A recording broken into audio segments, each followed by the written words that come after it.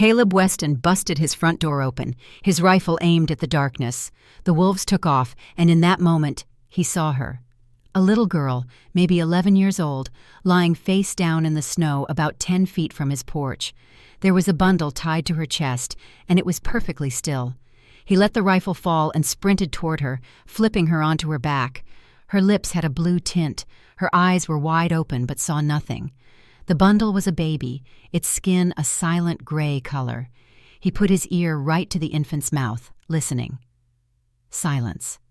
Then, like a flickering candle flame, he felt a wisp of breath. If you are listening to this from somewhere out there in the world, tell me what city you are in down in the comments. I am curious to see just how far little Ellie's story travels. Be sure to subscribe and follow the channel, and please stick around for the whole story, because what unfolds in the middle of this blizzard is going to change everything. Caleb scooped them both up and carried them inside. The girl felt like she weighed nothing at all, and the baby even less. He set them down on the rug near the wood stove, his body moving on its own. He threw blankets from the couch over them, shoved more wood into the fire, and set the kettle on. The girl's feet were a dark, purplish black. She had no shoes. Her cotton dress was as thin as a sheet of paper, soaked through and frozen stiff.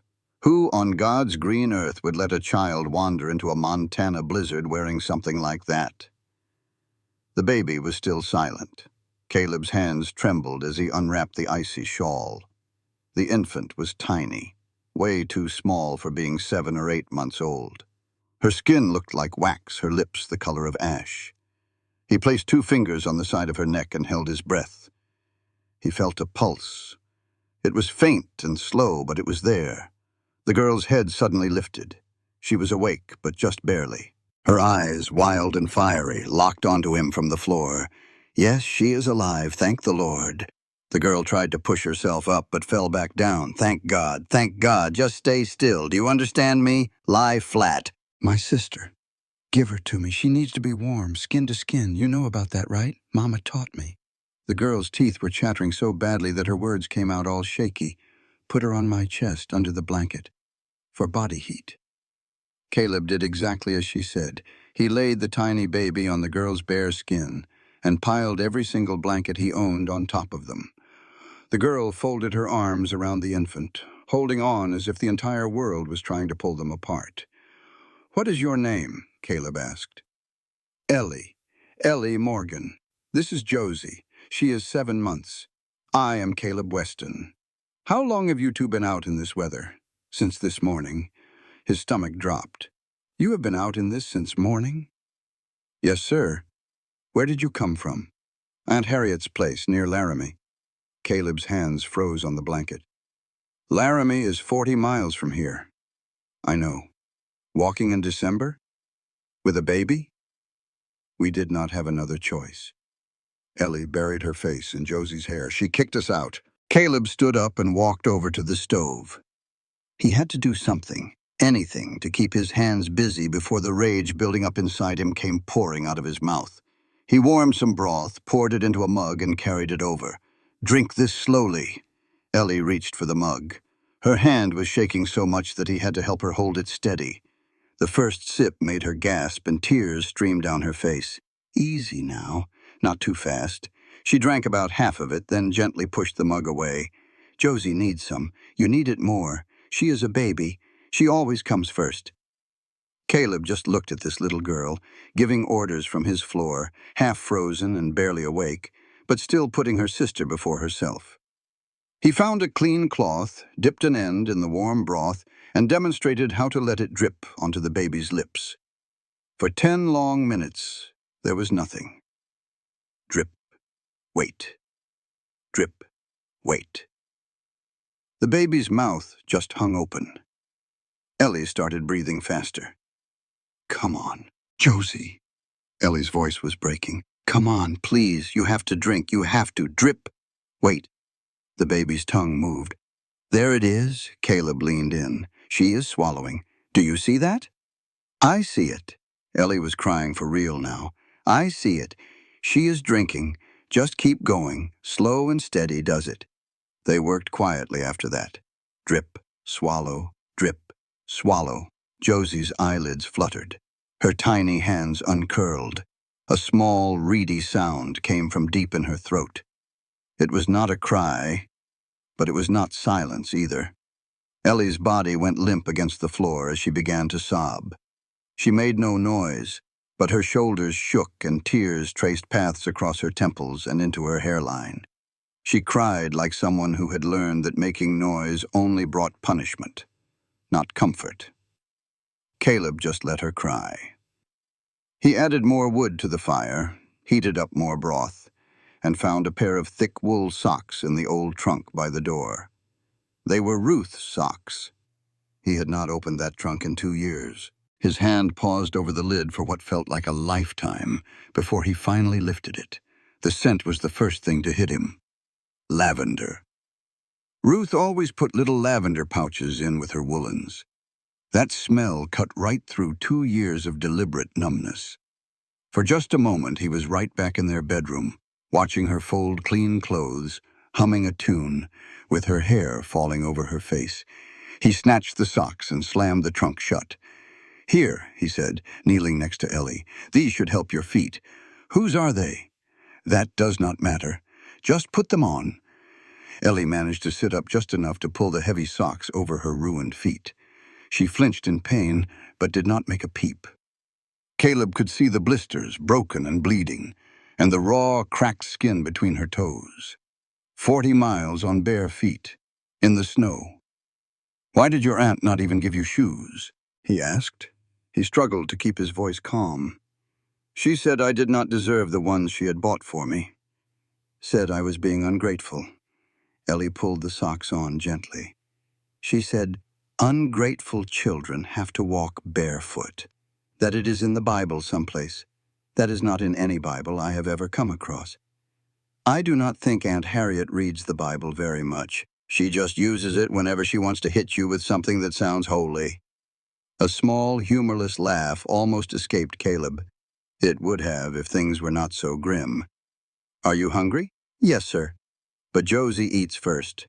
Josie is drinking her broth. She is doing fine. Now it is your turn." He walked to his pantry and returned with a loaf of bread and some dried deer meat. He set it down in front of her. "Eat slowly. Your stomach has been empty for too long. If you eat too fast, you will get sick." Ellie ate with a kind of frantic control, like someone who had learned to eat quickly before her food could be taken away. Even while trying to be slow, she devoured the bread in just a few minutes. Caleb brought her more without saying a word. "When was the last time you had a real meal?" he asked. "The day before yesterday. Aunt Harriet gave me one slice of bread when she made us leave. It was frozen solid by that evening. A single piece of bread for a 40-mile walk. And a jar of water. But that froze, too." Caleb's hands curled into tight fists beneath the table. "What else did she give you?" "A piece of paper. It had the name of a mission in Douglas on it. She said they take in orphans. She told me to walk north. Douglas is 60 miles from Laramie. I know that now. I did not know it at the time. I'm not very good with distances." Ellie brushed the crumbs from her lips. "I got all turned around when the storm hit. I thought I was going north, but I reckon I must have been heading west. The snow makes every direction look the same. Did you knock on any doors?"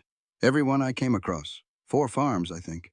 "Maybe 5. Her voice turned empty. "At the first place, no one answered. At the second, a man peered out the window and then just pulled the curtains shut. At the third, a woman cracked the door open, saw Josie and said, 'I cannot get involved,' before closing it in my face. Which farms were they? I do not know their names. One of them had a big red barn about 10 miles south of here, the Hendersons." Caleb stored that name away. "After that third door, I did not bother knocking for a good while. I just kept walking. Josie stopped crying around noon today." Ellie's hand moved under the blankets to rest on her sister. "That is when I got truly terrified. Mama always told me that a quiet baby is a sick baby. Your mama sounded like a smart woman. She was smart about a lot of things. But not about Aunt Harriet." Ellie shifted the blankets over Josie. "Mama made me promise right before she passed away. She said to take care of my sister. She said Harriet would help us out. She said family is supposed to help family. What happened to your mother? She died right after Josie was born. She bled too much and the midwife was not able to stop it. Ellie stated it like a simple truth, the way you would say the sky is blue. It was a fact so enormous that it was beyond feeling. She got to hold Josie one time, said her name, and then she was just gone. And your father? He died 6 months before that. There was a cave-in at the silver mine. Ellie looked him right in the eye. So it was just me and Josie, and Aunt Harriet.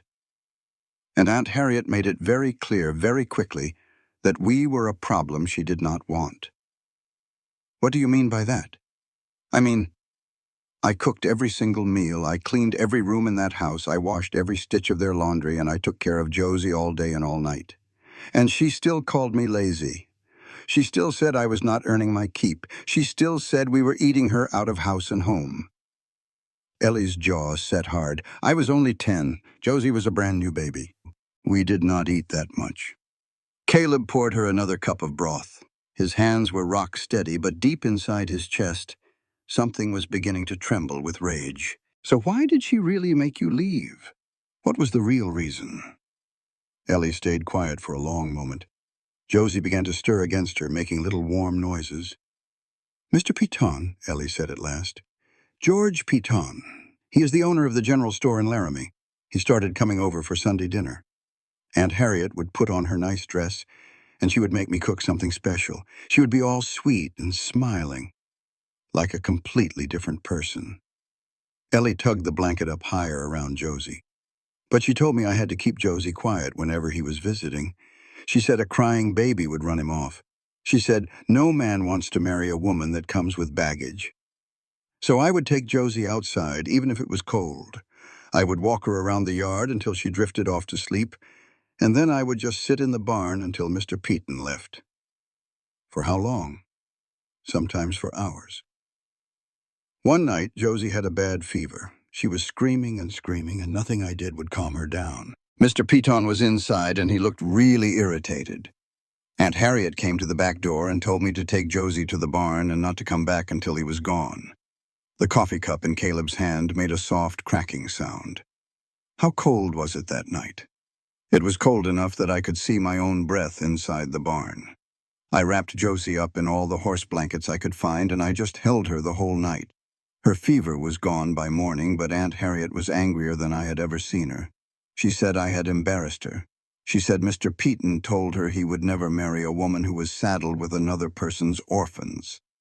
Ellie looked directly at Caleb. 2 days after that, she gave me that piece of bread and told me to start walking. All because of a man. Because of a man who did not want kids around. Caleb set his cup down on the table very carefully. If he squeezed it any tighter, it was going to break into 1,000 pieces. That woman put her own 2 kids out in a blizzard just to keep some fella happy. Ellie's voice was flat. All the tears cried out during that 40-mile walk. She told us we were in the way of her last chance. Said she'd already given us more than we ever deserved. She swore if I ever came back, she'd have the law on me for trespassing. The fire crackled in the hearth. A hard wind rattled the window panes. Out in the barn, a horse stomped its hoof, spooked by the storm. Well, she was wrong about nobody missing y'all, Caleb said, his voice low. Ellie just looked at him. You don't know us from Adam. I don't need to. I know what I pulled out of that snowdrift tonight. I saw a girl who walked 40 miles through a killer storm to save her little sister. A girl who gave her last drop of water to a baby before she took any for herself. A girl who knocked on every door she came across, got told no, and just kept on walking. He looked her straight in the eye. I don't need to know your name to know you've got grit, Ellie Morgan. Any fool with eyes could see that. Ellie's chin started to tremble. She bit down on it hard. We won't be a bit of trouble. Stop saying that. But we won't, I swear. I can cook and clean, and I'll see to Josie myself. You won't even know we're here. I want to know you're here.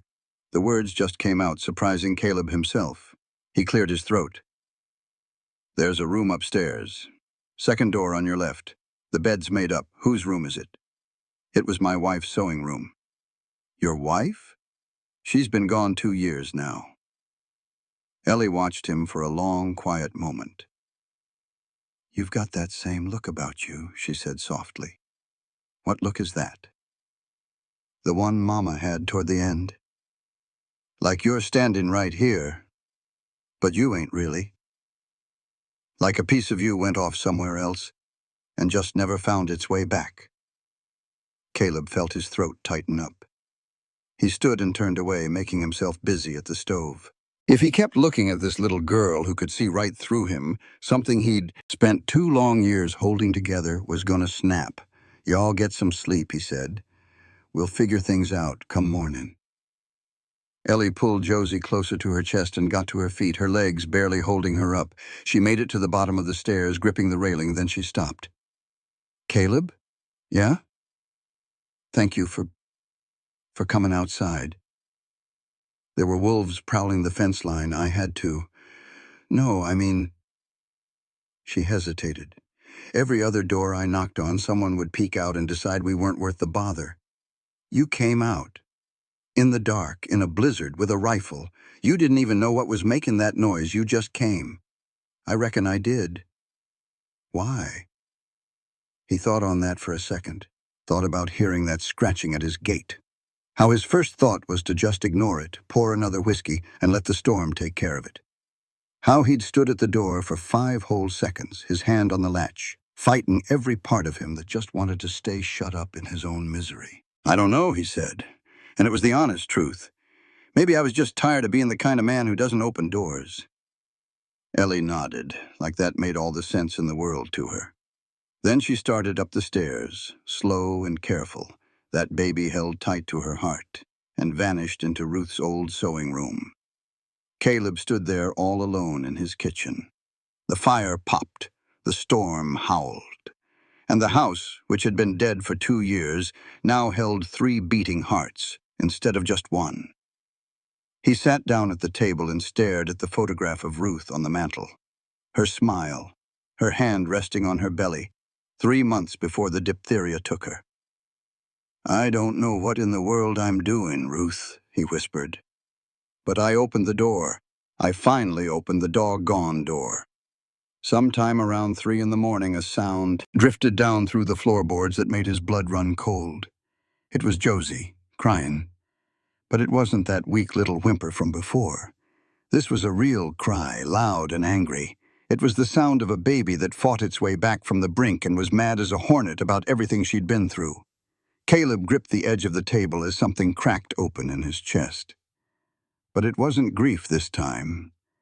It was something else, something he didn't have a name for yet. He warmed up some milk, carried it up the stairs, and set it outside the sewing room door, with a clean rag for the bottle. He knocked once, real soft, and then backed away before Ellie could see him standing there. 15 minutes later, the crying stopped. He could hear little drinking sounds. Then it was quiet.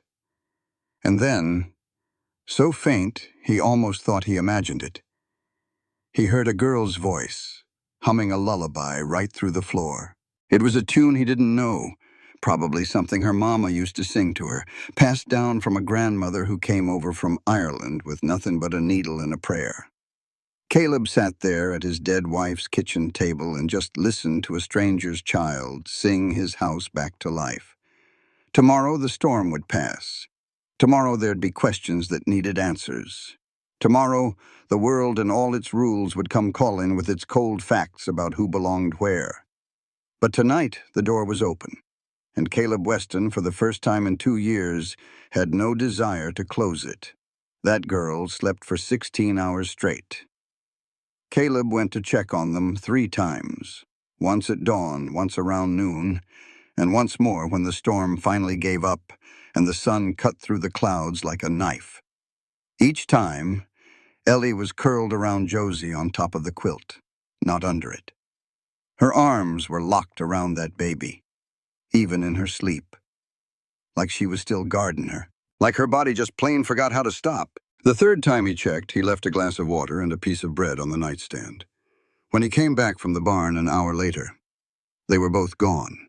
The bed was made so tight you could bounce a quarter off it. Every surface in that sewing room had been wiped down. Ruth's old fabric scraps, which had been sitting on the cutting table for 2 years, were folded into perfect little squares and stacked by color. He found Ellie down in the kitchen. She'd already swept the floor, scrubbed the counter, and washed every last dish in the basin. Now she was standing at the stove with Josie tied to her chest in a sling she'd made from an old tablecloth, stirring something that smelled way too good to be coming from his pantry. "Morning," she said, without even turning around. "Found some oats and dried apples. There was cinnamon way in the back of the shelf. I hope that's all right. You don't have to be cooking. I told you I'd work." She shot a look at him over her shoulder, and there was pure steel in her eyes. "I keep my promises." Caleb walked over to the stove and looked in the pot. The oatmeal was smooth, cooked just right. It was the kind of thing Ruth used to make on cold mornings, when the world outside felt too mean to face without something warm in your belly. "Where'd you learn to do this?" he asked. "Mama. She always said cooking was the one thing nobody could ever take from you. Said you could lose your house, your money, your name, but if you knew how to feed people, you'd always have a place." Ellie shifted Josie in the sling. "I cooked every meal at Aunt Harriet's, breakfast, lunch, and supper. She said if I was going to eat her food, I'd better learn how to make it. You were 10 years old. I was 9 when I started. Turned 10 that June." Ellie took 2 bowls from the cabinet like she'd been doing it her whole life. "Should I eat in the other room? Why in the hell would you do that?" "Aunt Harriet said kids eat separate." "Said it was impolite for a child to sit at a grown-up's table." Caleb pulled out a chair and sat himself down. "This is your table too now. Sit." Ellie set the bowls on the table, served the oatmeal, and slid into the chair across from him. Josie started babbling on her chest, making a grab for the spoon. They ate without talking for a minute. That oatmeal was the best thing Caleb had tasted in 2 years, maybe even longer. "This is mighty good," he said. Ellie's shoulders relaxed just a little bit. It was the first time he'd seen an ounce of tension leave her body. "Thank you, Ellie." "Yes, sir. You can stop calling me sir. I'm not your boss. What should I call you then?" "Caleb will do just fine." She tried the name out silently, her lips moving, then gave a little nod like she'd settled something in her mind. After breakfast, she started to gather the dishes. Caleb stopped her. "Leave 'em be. But they need washing. They can wait. Sit back down." For a split second, something crossed her face. It was fear. Quick and sharp, there and then gone, she sat. "I need to take a look at your feet," Caleb said. "A proper look, now that it's daylight. They're fine." "No, they ain't. You walked 40 miles through the snow with hardly any shoes. Let me see." Ellie hesitated for a moment, then pulled off the wool socks he'd given her. Caleb knelt down, and the sight of 'em near turned his stomach. There were blisters on top of blisters. Some had burst open, and some were swollen up with fluid. The skin between her toes was cracked and raw. 2 of the toenails on her left foot were black as coal. Frostbite had started in on her heels. The skin was hard and waxy looking. "Does this hurt?" He pressed gently near her arch. "Some." "Ellie, you've got frostbite. You need a doctor." "No doctor." Her words tumbled out fast and worried. "Doctors cost a heap of money. We won't be a bother. Stop talking like that." His voice was harder than he wanted it to be. She winced, and he gentled his tone right away. "A doctor ain't a bother. A doctor is what you need. There is a good one in town. Her name is Dr. Abigail Foster, the only woman doctor in this whole territory." Ruth swore by her. "And that is good enough for me." Ellie just looked at him with those old, weary eyes. "You are going to spend your money on us?" "I am." "Why?" "Because your feet are a mess, and that little one needs a proper look over." "And because I can," he said, getting to his feet. "The storm has passed. The road should be clear enough by this afternoon. We will head out tomorrow morning. I can work today. The barn needs mucking out, and I noticed the latch on your chicken coop is busted. The pantry could use some straightening up too. And Ellie," he waited until her eyes met his, "you do not have to earn your keep for tomorrow. Tomorrow is already yours." She stared at him like he was speaking a foreign language. Then she just gathered the dishes and started washing, because that was all she knew. Work. Prove you are worth something. Make yourself too useful to be cast aside. Caleb let her be. Some fights cannot be won with words. Some just take time. He passed the morning in the barn while Ellie cleaned things that were already clean. He could hear her moving through the house, scrubbing and sweeping and putting things in order. Josie's happy gurgling was a constant sound that made the old barn feel different. Not warmer, not really, but certainly less empty. Tom Garrett, the hired hand who came by 3 times a week, rode in around noon. He pulled up short when he saw the little footprints in the snow leading from the house to the chicken coop. "You got visitors?" Tom asked, propping himself against the barn door. "Something like that." Caleb gave him the short version of the story. Tom's face went through about 6 different shades of surprise before it settled on a grim look. "Laramie to here in a blizzard, with no shoes." "Yep, and with a baby." "Yep." Tom spit a stream of tobacco juice onto the snow. "Who is the aunt?" "Harriet Crane. Do not know her, but I know her kind."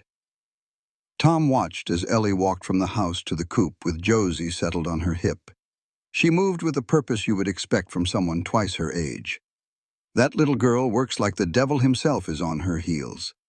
She works like she thinks I will throw her out the second she stops. "Are you going to?" Caleb gave him a hard look. "What kind of question is that?" "It is the kind of question other folks are going to start asking." Tom met his gaze straight on. A single man, no wife, no children of his own, taking in 2 little girls. "You know what that looks like. I know what it looks like. I also know what it looked like when I pulled a half-frozen child out of a snowdrift last night. People can think whatever they want. I am not saying you did wrong. I am just saying to be careful. Get the law on your side before it comes knocking for itself."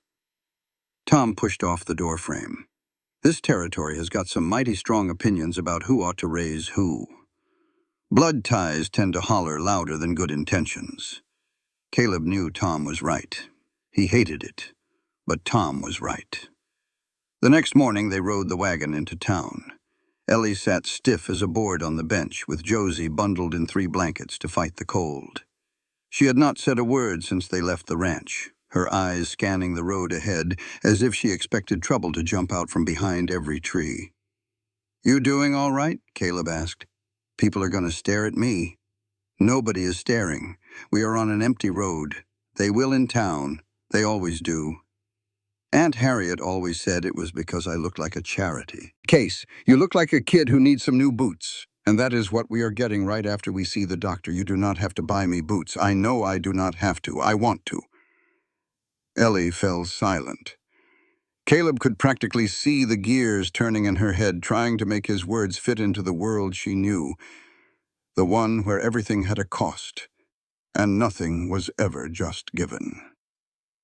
Dr. Abigail Foster's office was situated right above the general store on Main Street. She was a small woman with sharp eyes and hands as steady as rock, a woman who had fought like a wildcat for her medical license in a territory that figured women had no business doctoring. Ruth had thought the world of her, said she was the only doctor in Montana who actually paid attention. Foster took one look at Ellie's feet and her face went completely blank. "How long has it been like this?" "4 days," Caleb answered.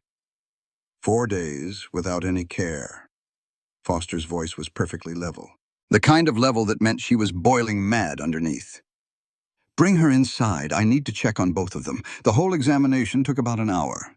Ellie sat like a statue while Dr. Foster cleaned her sores, put on a healing salve, and wrapped her feet in clean, proper bandages. Josie screamed through her own checkup with all the healthy rage of a baby who did not like being prodded. "The older girl is underfed," Foster told Caleb in the hallway while Ellie got dressed. "Not starving, but enough to tell me she has not been eating right for months. She is small for being 11. Her muscles are not as developed as they should be. And those feet, the frostbite on her heels will heal, but she is going to lose 2 of those toenails. The baby was dehydrated when you found her, but she is bouncing back fine. She's about 2 pounds shy of what she should weigh. Nothing that some regular meals will not fix. Foster crossed her arms over her chest. Now, do you want to tell me how an 11-year-old and a baby ended up trekking 40 miles through a blizzard? Caleb told her everything. He told her about Harriet Crane, Mr. Peyton, the single loaf of bread and the frozen jar of water, and the scrap of paper with the mission's name. Foster's jaw got tighter with every word. When he was done, she stood there quiet for a good long while. "I'm going to write up a medical report," she finally said, putting down every last detail. "The poor nutrition, the frostbite, the dehydration. You are going to need it." "Need it for what?" "For when the aunt shows up looking for them." Foster looked him square in the eye. "And believe me, she will come looking. Women like that do not just throw children away and forget them. They throw them away and then get furious when someone else values what they discarded. Why would she even care? She did not want them. She did not want the responsibility, but she will want the control. There is a big difference." Foster uncrossed her arms. "You need to get yourself a lawyer, Mr. Weston, and you'd better get one soon." They left the doctor's office and went across the street to the general store. Caleb bought Ellie a pair of boots, wool-lined with sheepskin, the warmest ones they had. He bought her socks and a thick coat and a simple wool dress that looked like it would last. He got milk for Josie and supplies for the ranch, and a bar of chocolate that he tucked into the bag when Ellie was not looking. Behind the counter, Martha Perkins, the store owner's wife, watched them with a powerful curiosity. "New members of the Weston household?" she asked with a smile that was half friendly and half digging for gossip. "Just guests," Caleb said, his voice clipped. "Awful young to be guests." Martha's eyes stayed on Ellie. "A pretty little thing. Is she yours?" "She is hers." Caleb tipped his head toward Ellie, who was by the window holding Josie, watching the street like a doe at the edge of a meadow. "She belongs to herself." On the wagon ride home, Ellie held the box with the new boots on her lap, tracing the leather with her fingertips like it was a sacred relic. "Nobody ever bought me shoes before," she said, her voice barely a whisper. "Aunt Harriet would give me her old ones. They were 3 sizes too big. I had to stuff them with newspaper to keep them on. Well, these are yours. Brand new, and they are the right size. What if my feet grow? Then we will just get you new ones." "Just like that?" "Just like that." Ellie opened the box, took out one of the boots, and pressed it against her cheek. The leather was smooth and still warm from the store's stove. She closed her eyes, and a look crossed her face that made Caleb have to turn away because it was too honest, too unguarded. It was the look of a child who was given a gift for the very first time, without being told the price. "Thank you," she whispered. "You are welcome," Caleb said. "How long is temporary?" He had been expecting that question and dreading it. "I do not know yet. Are you going to take us to the mission?" "No." "To another family?" "No." "Then what are you going to do?" "I am working on it." He snapped the reins lightly, keeping his eyes on the trail ahead. "Dr. Foster said I should get a lawyer to sort out the legal part of all this."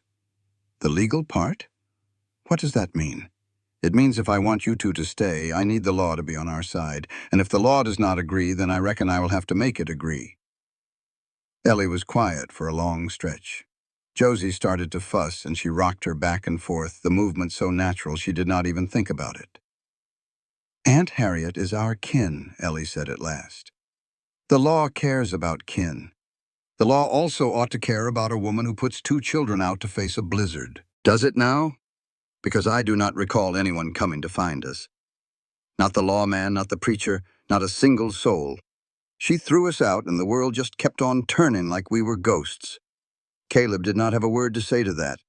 The girl was right. The world sure had kept right on going. Doors had stayed bolted shut. Folks had peeked out their windows and then just turned their backs. The whole system that was supposed to look after little ones like Ellie and Josie had let them down at every turn. "That all changes now," he said. "How is that?" "Because now, someone is finally paying mind." When they made it back to the house, Caleb found something waiting for them at the gate. A basket with a cloth over it was sitting right there in the snow. He picked it up and pulled back the cloth. There was fresh bread, a jar of preserves, and a note written in a careful hand. Heard you took in some company. Reckoned y'all could use some provisions. Come on over and see me when you are ready. I have got a milk goat and more opinions than a dog has fleas. It was signed, Agnes Whitfield. Who in the world is Agnes Whitfield? Ellie asked, squinting at the note. My closest neighbor. 5 miles to the west. She has been trying to bring me food ever since Ruth passed on. I just kept telling her no. Why is that? Because taking food from people means you are letting them in. And I was not letting anybody in. Ellie looked at him with an understanding that no 11-year-old should possess. But you let us in? Yeah. Caleb carried the basket inside. I reckon I did. That evening, they ate Agnes's bread with the preserves and the last of the deer meat. Josie sat in a makeshift high chair that Ellie had engineered, a crate turned upside down on a regular chair with blankets packed all around it, and she banged a wooden spoon on the table with pure wild joy. She is sure finding her voice, Caleb said. She is getting stronger. Ellie smiled, and that smile changed her whole face. For just a second, she looked exactly like what she was supposed to be, a child, just a little girl, safe and fed and warm. She has always been loud when she is happy. Aunt Harriet could not stand it. Well, it does not bother me none. I know. Ellie tore a piece of bread for herself. That is how I know this is different. After supper, Caleb sat out on the porch, not minding the cold. The sky had cleared out to a deep, dark black that was scattered all over with stars. His breath came out in little white clouds. From inside, he could hear Ellie washing up the dishes and humming a little something to Josie. He thought about what Tom had said, about how all this looked, about how blood can talk louder than good intentions. He thought about Foster's warning. She will come looking. He thought about Ruth, what she would do and the things she would say. She would say, "Quit your pondering and start doing, you stubborn old fool." She would say, "Those children need you and you need them and everything else is just details." He went back inside, sat down at the kitchen table and pulled out paper and ink. He wrote 2 letters. One went to Henry Blackwood, the lawyer in town who had handled all of Ruth's estate. The other one was to his son Daniel, out at the copper mine in Butte. The letter to Blackwood was just business. A guardianship petition, legal protection, whatever it would take. The letter to Daniel was a whole lot harder. He stared at the blank page for 10 minutes before the words started to come. Daniel, I know you are still angry. I know you have got good reason to be, but something has happened and I need to tell you about it, even if you do not want to hear from me. There are 2 children in this house tonight. 2 girls who lost everything and walked through hell and back to get here. I opened the door for them. Your mother would have opened it sooner. I'm not asking for forgiveness. I am asking you to know that this house is not dead anymore, that maybe there is still something here worth coming back to. Your father. He sealed up both letters and left them right on the table for the morning post. Ellie appeared in the doorway. Josie was fast asleep on her shoulder, milk-drunk and peaceful. She is out, Ellie whispered. I fed her 3 times today. She is making up for lost time. Good. That is real good. Caleb looked at this girl standing in his doorway with his dead wife's sewing room just upstairs. His dead wife's socks were on her feet. His dead wife's kitchen was warming up again with the smell of bread and of life. Ellie. Yeah. Tomorrow I'm going to see a lawyer. I am going to start the process of making this all official. Official how? Meaning you stay for real, not just for a little while. Ellie's face went completely still. Her arms tightened around Josie. What if Aunt Harriet fights it? Then let her fight. She will. She is mean and she is stubborn, and she will say terrible things about you and about me. I've heard terrible things before. I was at Antietam. There is not much a woman from Laramie can say that sounds worse than cannon fire. The corner of Ellie's mouth twitched up. Not quite a smile, but it was close. You are really going to do this? Already decided. When? When I heard Josie cry at 3 in the morning, Caleb's voice got rough. It was the strongest sound I have heard in 2 years. It made me remember what it feels like when there is something in this house that is worth fighting for. Ellie's eyes got shiny. She blinked hard once, then twice, refusing to cry. "We will not let you down. I know you will not. And we will not be any— Ellie, if you say the word trouble one more time, I am going to make you eat your own boots." She laughed, a real laugh, short and startled and a little rusty from not being used. But it was real. Josie stirred at the sound, and Ellie pressed her lips to the baby's head to quiet her down. "Good night, Caleb. Good night, Ellie." She turned and climbed up the stairs. He listened to her footsteps as they crossed the landing and heard the sewing room door close gently. He sat there all alone in the kitchen with the letters on the table and the fire dying down in the stove, feeling like something enormous had shifted right under his feet. It was not an earthquake, more like a spring thaw, the slow, terrifying, unstoppable breaking of all the ice that had held everything frozen solid for 2 years.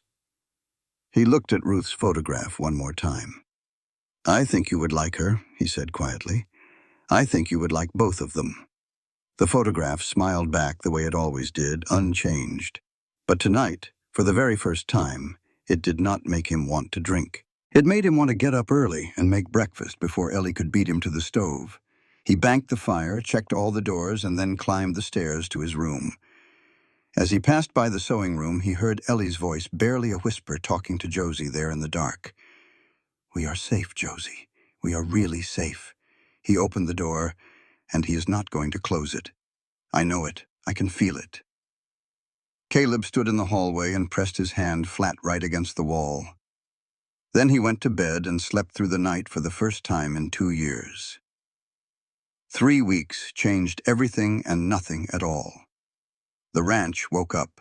That was the only way Caleb could describe it. Rooms that had been closed got opened. Windows that had been shuttered were letting in light. The kitchen smelled like bread and coffee every single morning, because Ellie was up before dawn. No matter how many times he told her to sleep in, she had taken over the chickens completely. The birds had been laying poorly for months, just sullen and irritable under Caleb's indifferent care.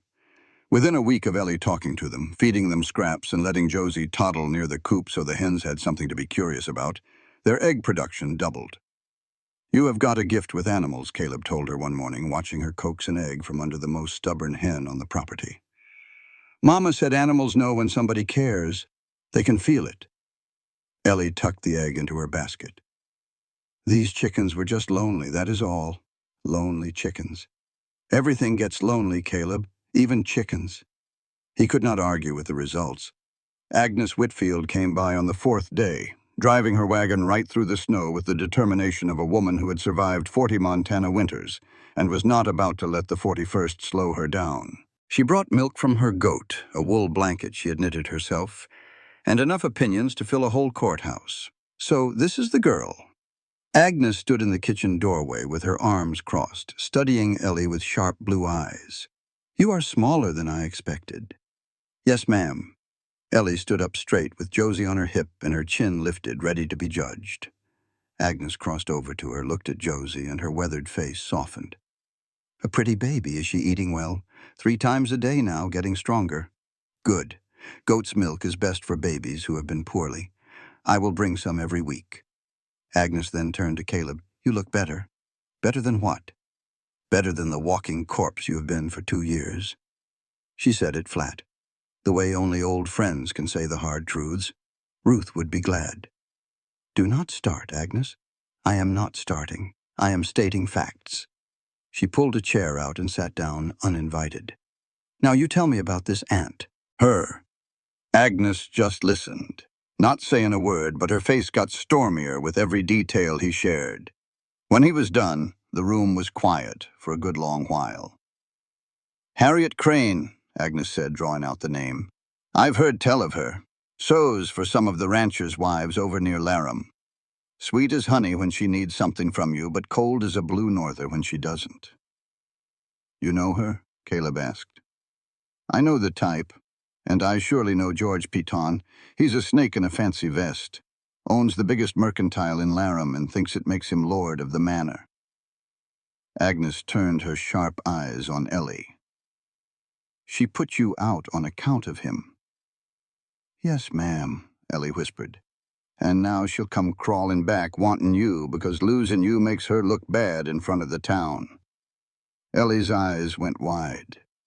"How'd you know that?" "Because I've been on this earth for 60 years, child.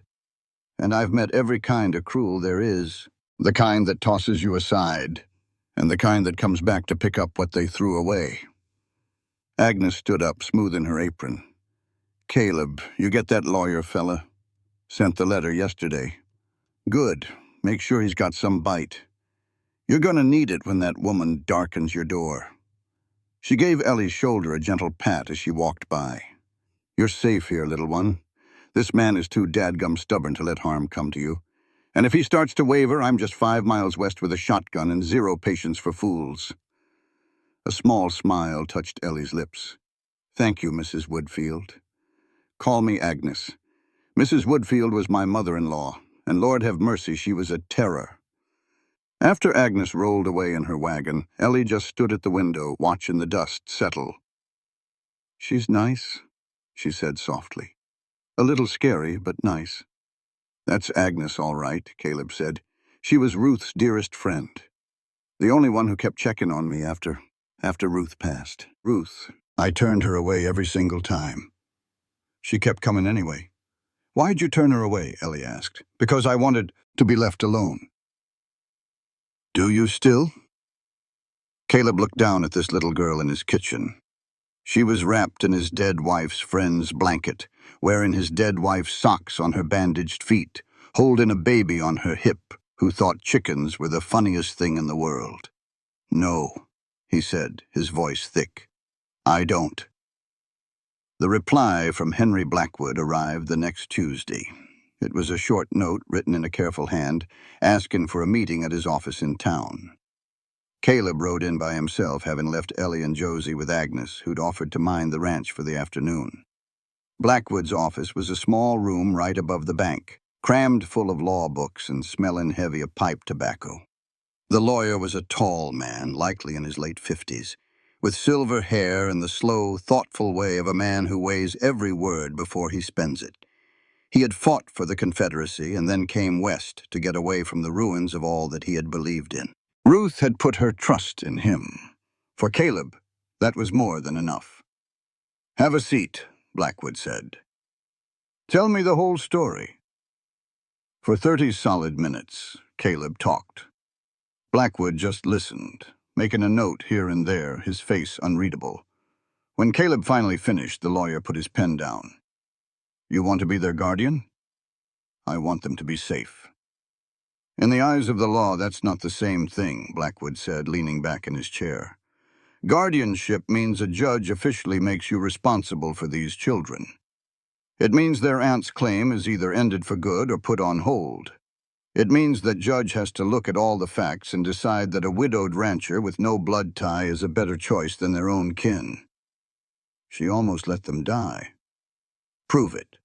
"The doctor saw them. They were starved, frostbitten, and hadn't had water." "Good.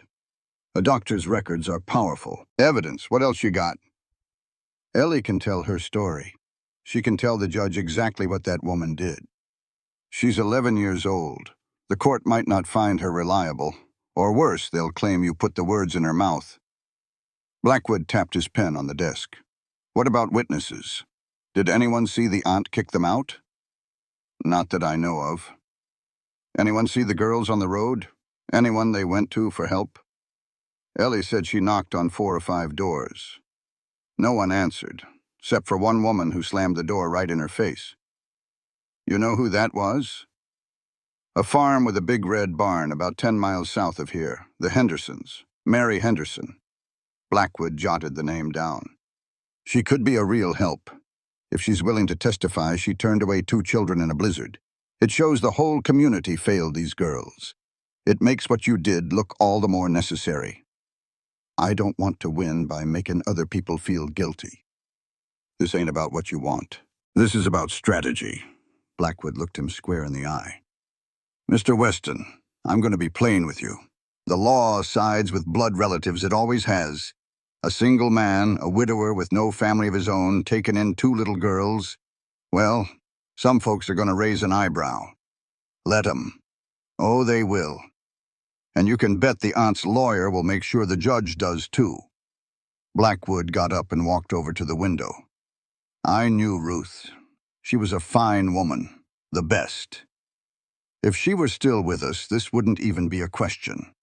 A married couple taking in orphans, that's seen as Christian charity. A single man doing it. That's suspicious. Suspicious of what? You know exactly what. Caleb felt his face flush hot with anger. That's a filthy lie before it's even spoken. I know it, you know it, but the aunt will use it against you. Blackwood turned back from the window. So here is what we are going to do. We're going to build a case so rock solid that no judge can rule against us without looking like a complete fool. Doctor's records, character witnesses, proof of how the children have been getting better under your roof, and time. The more those little girls get on well with you, the tougher it is for a judge to see any reason to take them away. How much time we talking? A minimum of 3 months before we make our move. 6 would be even better. We need to show a solid history of good, steady care. What if their aunt comes calling before then? Oh, she will. You can bet your last dollar on it. When she does, you keep a level head. You don't make any threats. You don't keep her from seeing the children, but you sure as heck don't hand them over either. You let her be the one to mess up. Women like Harriet Crane just can't stop themselves. Give them enough rope, and they'll do the hanging all on their own. Caleb hated how cold and calculated it all sounded. He hated thinking of Ellie and Josie as just pieces on some legal checkerboard, but he knew it had to be done. What about that mission in Douglas, the one Harriet said she sent them to? That's a sharp thought. I'll send them a letter. If they don't have any record of expecting these children, it proves Harriet just sent them out into the wild with no real plan. That's negligence if you're being kind, and abandonment if you're not. Blackwood saw him to the door. One last thing. You said you had a son, Daniel. He's grown, but get him home if you can. A family, even one that's a little rough around the edges, just looks better than a man on his own. A judge sees a father and son standing together. He sees a foundation. He sees a future. Daniel ain't talking to me right now. Well, you make him talk. Write him another letter, and you keep on writing until he answers you, or you run plumb out of ink. Caleb rode on home with the lawyer's words churning in his mind. Build your case, write it all down, give her that rope, get Daniel home. When he got back, he saw Agnes on the porch, and she had a worried look on her face. What is it? Caleb swung down from his horse right quick. Nothing awful, but the little girl had a bad turn. Agnes kept her voice down real low. I found her in the kitchen about an hour back, scrubbing the floor on her hands and knees. Her hands were raw, and she was crying. Just wouldn't stop. Said she missed a little spot under the table, and was scared if you came home and saw it was dirty, you'd send them packing. A knot tightened up in Caleb's chest. Where is she at now? She's upstairs. I managed to get her settled down after a bit. Gave her some soup.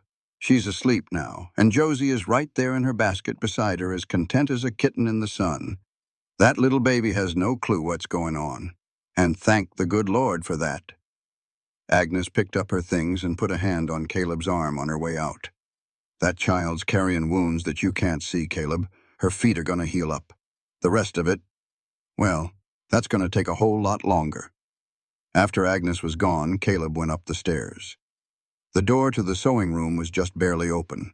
He pushed it quiet-like. Ellie was curled up on the bed, and Josie was sleeping right next to her. Her hands were all red and chapped. The skin right over her knuckles was split open. He pulled a chair up next to the bed and just sat there. And he waited. Ellie's eyes fluttered open. After a minute or two, she saw him and tried to sit right up. I'm so sorry.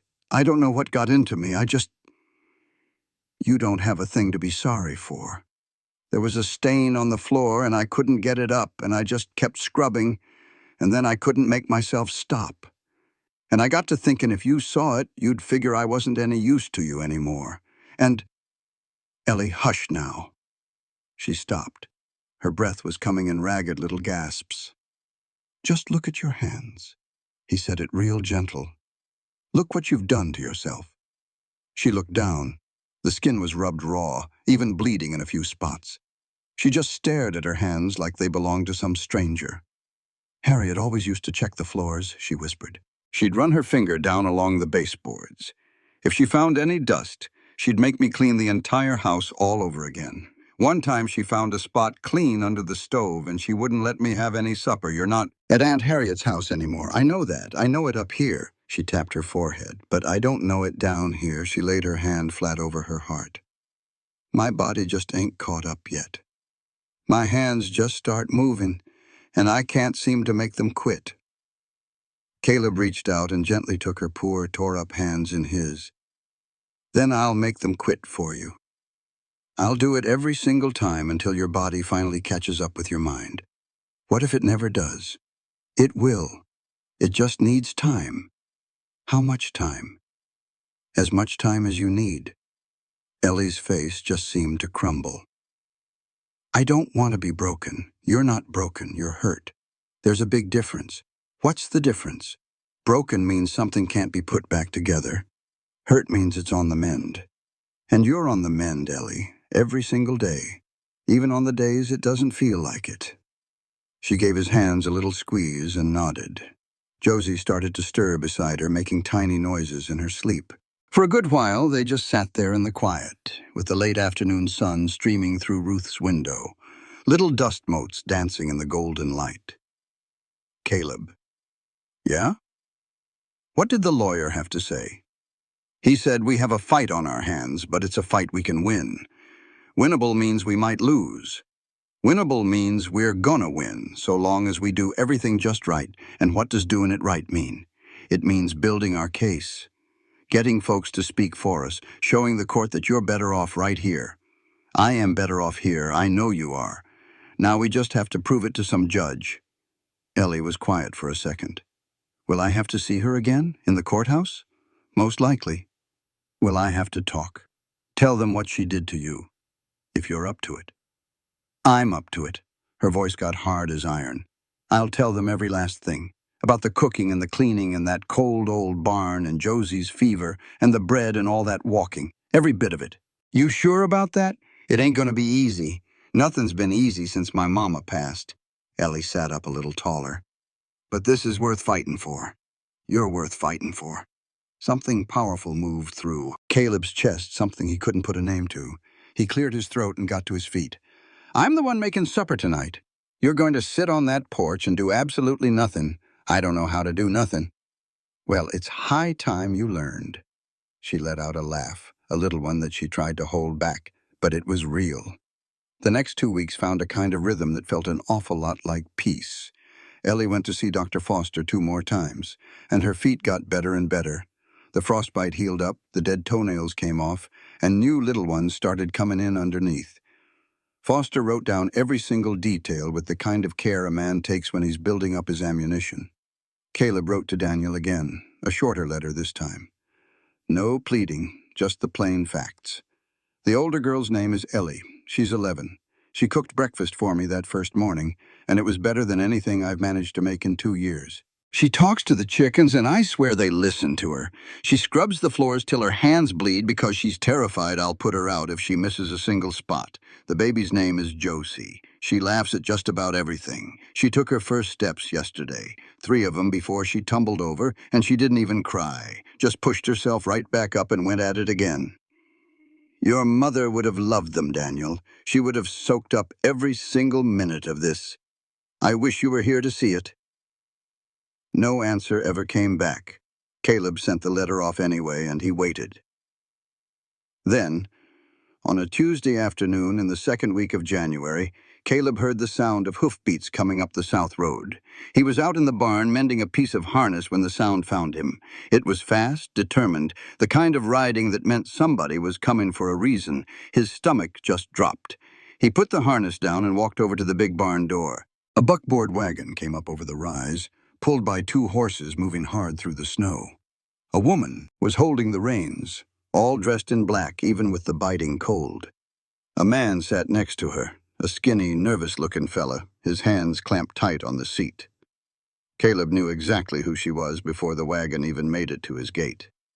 He walked toward the house. Ellie was in the kitchen, and Josie was in her high chair. Both of them were dusted with flour from a brave attempt at making biscuits. She looked up when she heard his boots, and she saw the look on his face. All the color just washed right out of hers. "She's here," Ellie whispered. "Isn't she? Get Josie. Go on upstairs." "No, Ellie, not this time." Ellie wiped the flour off her hands, scooped up Josie, and stood up tall and straight. "I'm not hiding. Not ever again. Not from her." Caleb just looked at this girl, 11 years old, with flour on her cheek and a baby on her hip, standing there in his kitchen with her jaw set and fire in her eyes. She had more courage in that little body than most grown men carry around in their whole lives. "All right then," he said. "But you stay behind me." He walked out onto the porch. Ellie was right behind him, holding Josie tight against her chest. The wagon pulled right up to the gate and stopped. The woman climbed down with sharp, practiced moves. She was tall and thin, and her face looked like it had been carved out of angles by bitterness and cold winds. Her eyes swept over the whole place, the house, the porch, and then they locked on Ellie like a hawk spotting a field mouse. "Mr. Weston." Her voice was sharp enough to cut the winter air. "I'm Harriet Crane. I do believe you have my nieces." Caleb stepped right to the edge of the porch. "I know who you are. Then you know I've come to collect what is mine. They're not yours. They're not some property you can just collect." Harriet's mouth drew into a thin, hard line. "They are my blood kin, my own sister's children. The law says they belong with their family. The law also says you don't send children out into the middle of a blizzard to die." "I did no such thing." Harriet's voice was clipped, like she'd practiced the words. "I gave them food and supplies and clear directions to a charitable mission. The older girl was always headstrong. She must have gotten turned around." Right behind him, Caleb heard Ellie make a noise. It was quiet but full of anger. "You sent her out with half a loaf of bread and a jar of water that was frozen solid in 3 hours," Caleb said, his voice as flat as the plains. "With no shoes and no coat, in the middle of December. That baby was just hours from death when they finally made it to my place. Children tend to stretch the truth. The doctor did not stretch the truth. I have the medical records right here. Frostbite, malnutrition, dehydration, it is all written down." Something shifted in Harriet's eyes. It was the first crack in her composure. The skinny man hopped down from the wagon. He shuffled his feet, looking mighty uncomfortable. "Harriet, maybe we ought to quiet down, George. George Peaton, the man who started this whole mess." Caleb looked right at him and felt nothing but pure contempt. This was a man who would let 2 little girls be tossed into a deadly storm, just so it would not mess up his courting. "You brought your beau along," Caleb said. "That took some nerve." "Mr. Peaton is my fiancé." Harriet stuck her chin out. "We plan to be married in the spring. We will give the girls a decent home, a real family. You were not much of a family when you kicked them out. I made a mistake because I was desperate. I am here now to make things right. You are here because this whole thing looks bad for you." Caleb crossed his arms. "A woman throws out her dead sister's children, and then the whole territory gets wind of it. That is not the kind of reputation a general store owner's wife wants to have." Harriet's face turned a deep shade of red. "How dare you? I dare because I was the one who pulled those girls out of the snow. I dare because that baby's heart was barely beating. I dare because Ellie's feet were so cut up she could not walk for a whole week." "Ellie." Harriet's gaze fixed on the girl standing behind him. Her voice changed, dripping sweet like poison. "Ellie, darling, come on over here. Let me have a look at you." Ellie did not budge. "Ellie, I know you are mad at me. I get it, but things are different now. George and we are going to have a real home, a proper home. There will be a room just for you and the baby. You will not have to work so hard anymore. It is going to be better. I give you my word. You promised Mama you would look after us." Ellie's voice was steady as a rock and just as cold. "You promised her as she was lying there dying." For just a split second, Harriet's calm shattered. I tried, Ellie. I truly did my best. Your best was sending us out to die. That is not what happened at all. Yes, it is. Ellie stepped out from behind Caleb. Josie held on tight to her sister, her eyes wide as saucers. You handed me some bread and water and told me to just walk north. You did not give me any shoes. You did not give me a coat. You said if I ever came back, you would have me thrown in jail. And then you slammed the door in my face. You are twisting my words. You always twist everything around. I am telling the truth. It is the same truth I'm going to tell the judge. That word, judge, hit Harriet like a slap across the face. Her eyes darted over to Caleb. You are taking me to court. The petition has already been filed. On what grounds? Abandonment, neglect, endangerment of children. You can take your pick. Harriet's hands balled into tight fists at her sides. Piton put a hand on her arm and she yanked it away. He will never win. You are a complete stranger, a single man with no wife, no family, and no standing in this community. The court will see right through your act. Maybe so, but they will see right through you too. And I have got medical records, character witnesses, and the testimony of an 11-year-old girl who walked 40 miles through a blizzard because her own aunt chose a man over 2 little girls. The silence that fell after that was sharp enough to cut you. Piton finally spoke up, his voice weak and shaky. Harriet, maybe we should handle this through the proper channels. This is not getting us anywhere. I told you to be quiet, George. Mrs. Crane, Caleb said, and his voice was low and hard and final. You can leave my property now. You can come back with a court order and the sheriff, and we will settle this according to the law. But you are not taking these children away from here today. This is not finished. No, ma'am, it is not. But the next part of this story will happen in a courtroom, not on my front porch. Harriet glared at him, then at Ellie, then at Josie, who had hidden her face in Ellie's neck. A look passed over Harriet's face, too quick to quite make out. It might have been regret, or it might have just been the pure rage of a woman who had lost control of a situation she thought she had in the bag. You will live to regret this, Harriet said. Those girls are nothing but a heap of trouble. The older one has a smart mouth, and that baby will drain every penny you have. You will see. I have already seen plenty, Caleb said, and I do not regret a single thing. Harriet spun around on her heel, climbed back into the wagon, and snapped the reins so hard the horses jumped forward. Piton scrambled up next to her as the buckboard turned and headed back the way it came. Caleb stood and watched until they were just a speck over the ridge. Then he turned back around. Ellie was standing on the porch, holding Josie in her arms. She was shaking from head to toe, but her eyes were dry and her chin was held high, and she had not moved an inch. She's going to fight dirty, Ellie said.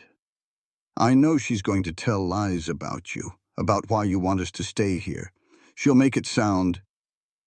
I know exactly what she will make it sound like. Are you scared? Yeah.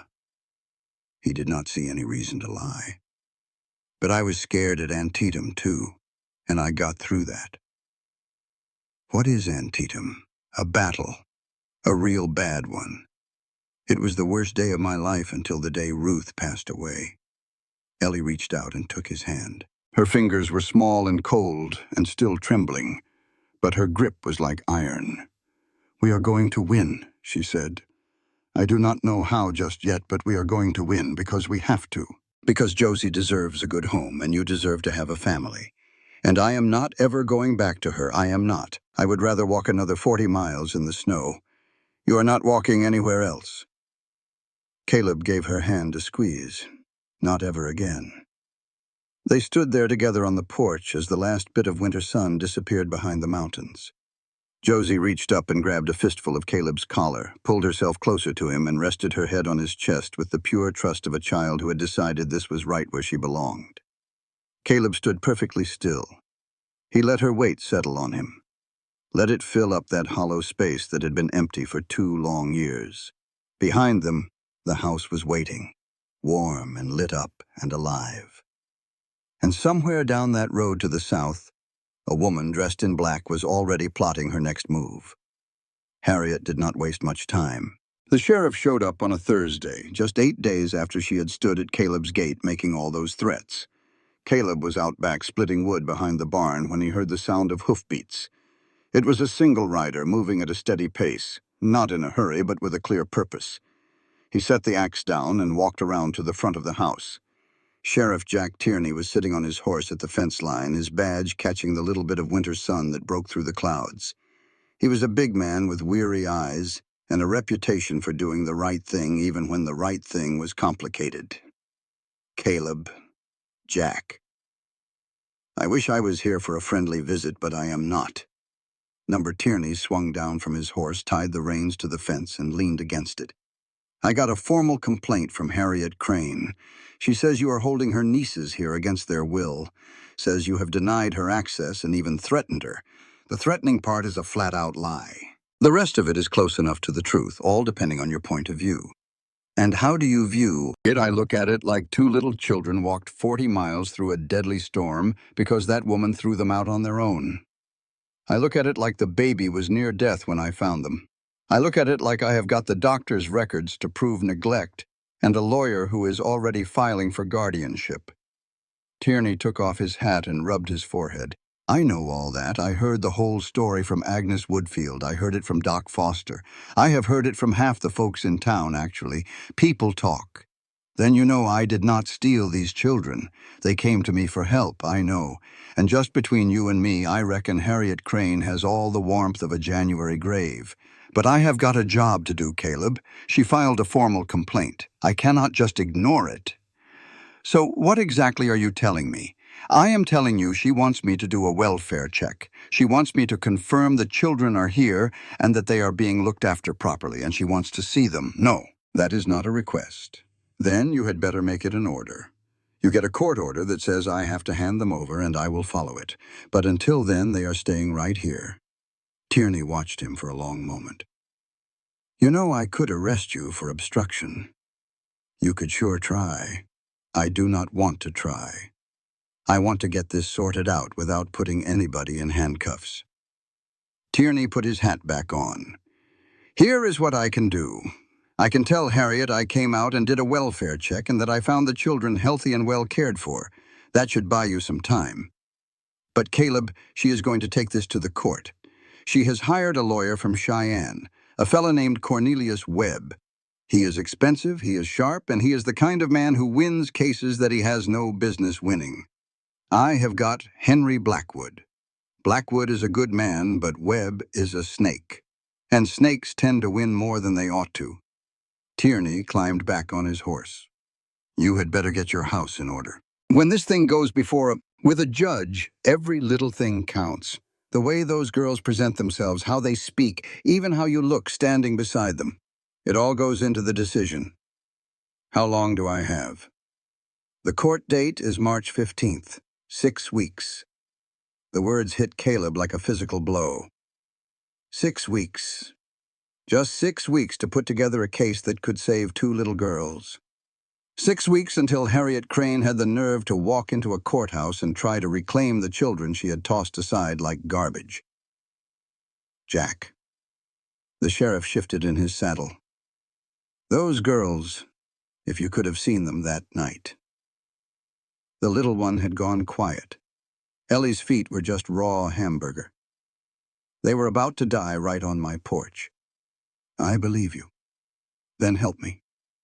Tierney was silent for a long moment. Finally, he spoke. I will make sure my report to the court says exactly what I saw here today. Healthy children, a clean home, and proper care. That is the absolute most I can do and stay within the law. Thank you. Do not be thanking me just yet. This is bound to get a whole lot uglier before it gets any better. He turned his horse and rode off. Caleb stayed by the fence, watching until he was gone, then looked back at the house. Ellie was standing in the window. She had witnessed the whole exchange. He walked inside. 6 weeks, Ellie said, her voice steady before he could even open his mouth. You heard us? I heard enough. March 15th. That is the day we have to face the judge. And Harriet has hired a high-dollar lawyer. We have Blackwood. He is smart. Smart enough, I hope. We are about to find out. Caleb sat down in the chair across from her.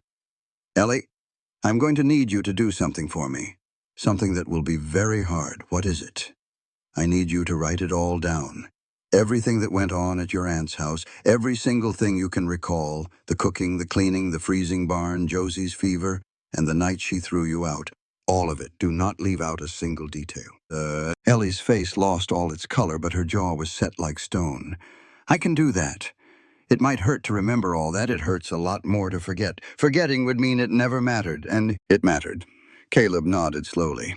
You will also have to speak it all aloud in that courtroom, in front of the judge, in front of a room full of strangers, and right in front of her. I know. Are you certain you can go through with that? Ellie's gaze went to Josie, who was on the floor, completely focused on chewing a wooden spoon. I walked 40 miles to make sure she stayed alive. Talking in a room with a bunch of people looking at me cannot be any harder than that was. The following 6 weeks felt like the longest Caleb had ever lived. He poured all of his energy into building their case, with the same fierce determination he had used to build his ranch from nothing. He made the ride into town 3 times a week for meetings with Blackwood. They reviewed every single detail, trying to predict every argument, preparing for any trick Webb might pull. Blackwood was a meticulous man. He sent a letter to the mission in Douglas and received a confirmation that no children by the name of Hale were ever expected or registered there. The director of the mission even added a personal note, calling the entire affair unconscionable. He lined up people to speak for Caleb's character, folks like Agnes Whitfield, Tom Garrett, and Dr. Foster. The pastor from the Methodist Church, who had known Ruth well, also agreed to vouch for Caleb's good moral character. We are going to need more, Blackwood said at their 4th meeting. The medical evidence is powerful. The character witnesses are good and solid. But the aunt has blood rights on her side, and an expensive lawyer. We have to show the court this is not just an act of charity. We need to prove these children have a genuine future with you. What kind of proof are you talking about? Family. A judge looks at a single man and he sees a risk. But when he sees a family, he sees stability. I do not have any family. Have any. I have a son who refuses to speak to me. Then you need to make him speak to you. So Caleb wrote to Daniel for the 3rd time. He did not beg or plead. He just laid out the plain truth. Daniel, the court date is March 15th. I am in a fight for 2 children who desperately need a home.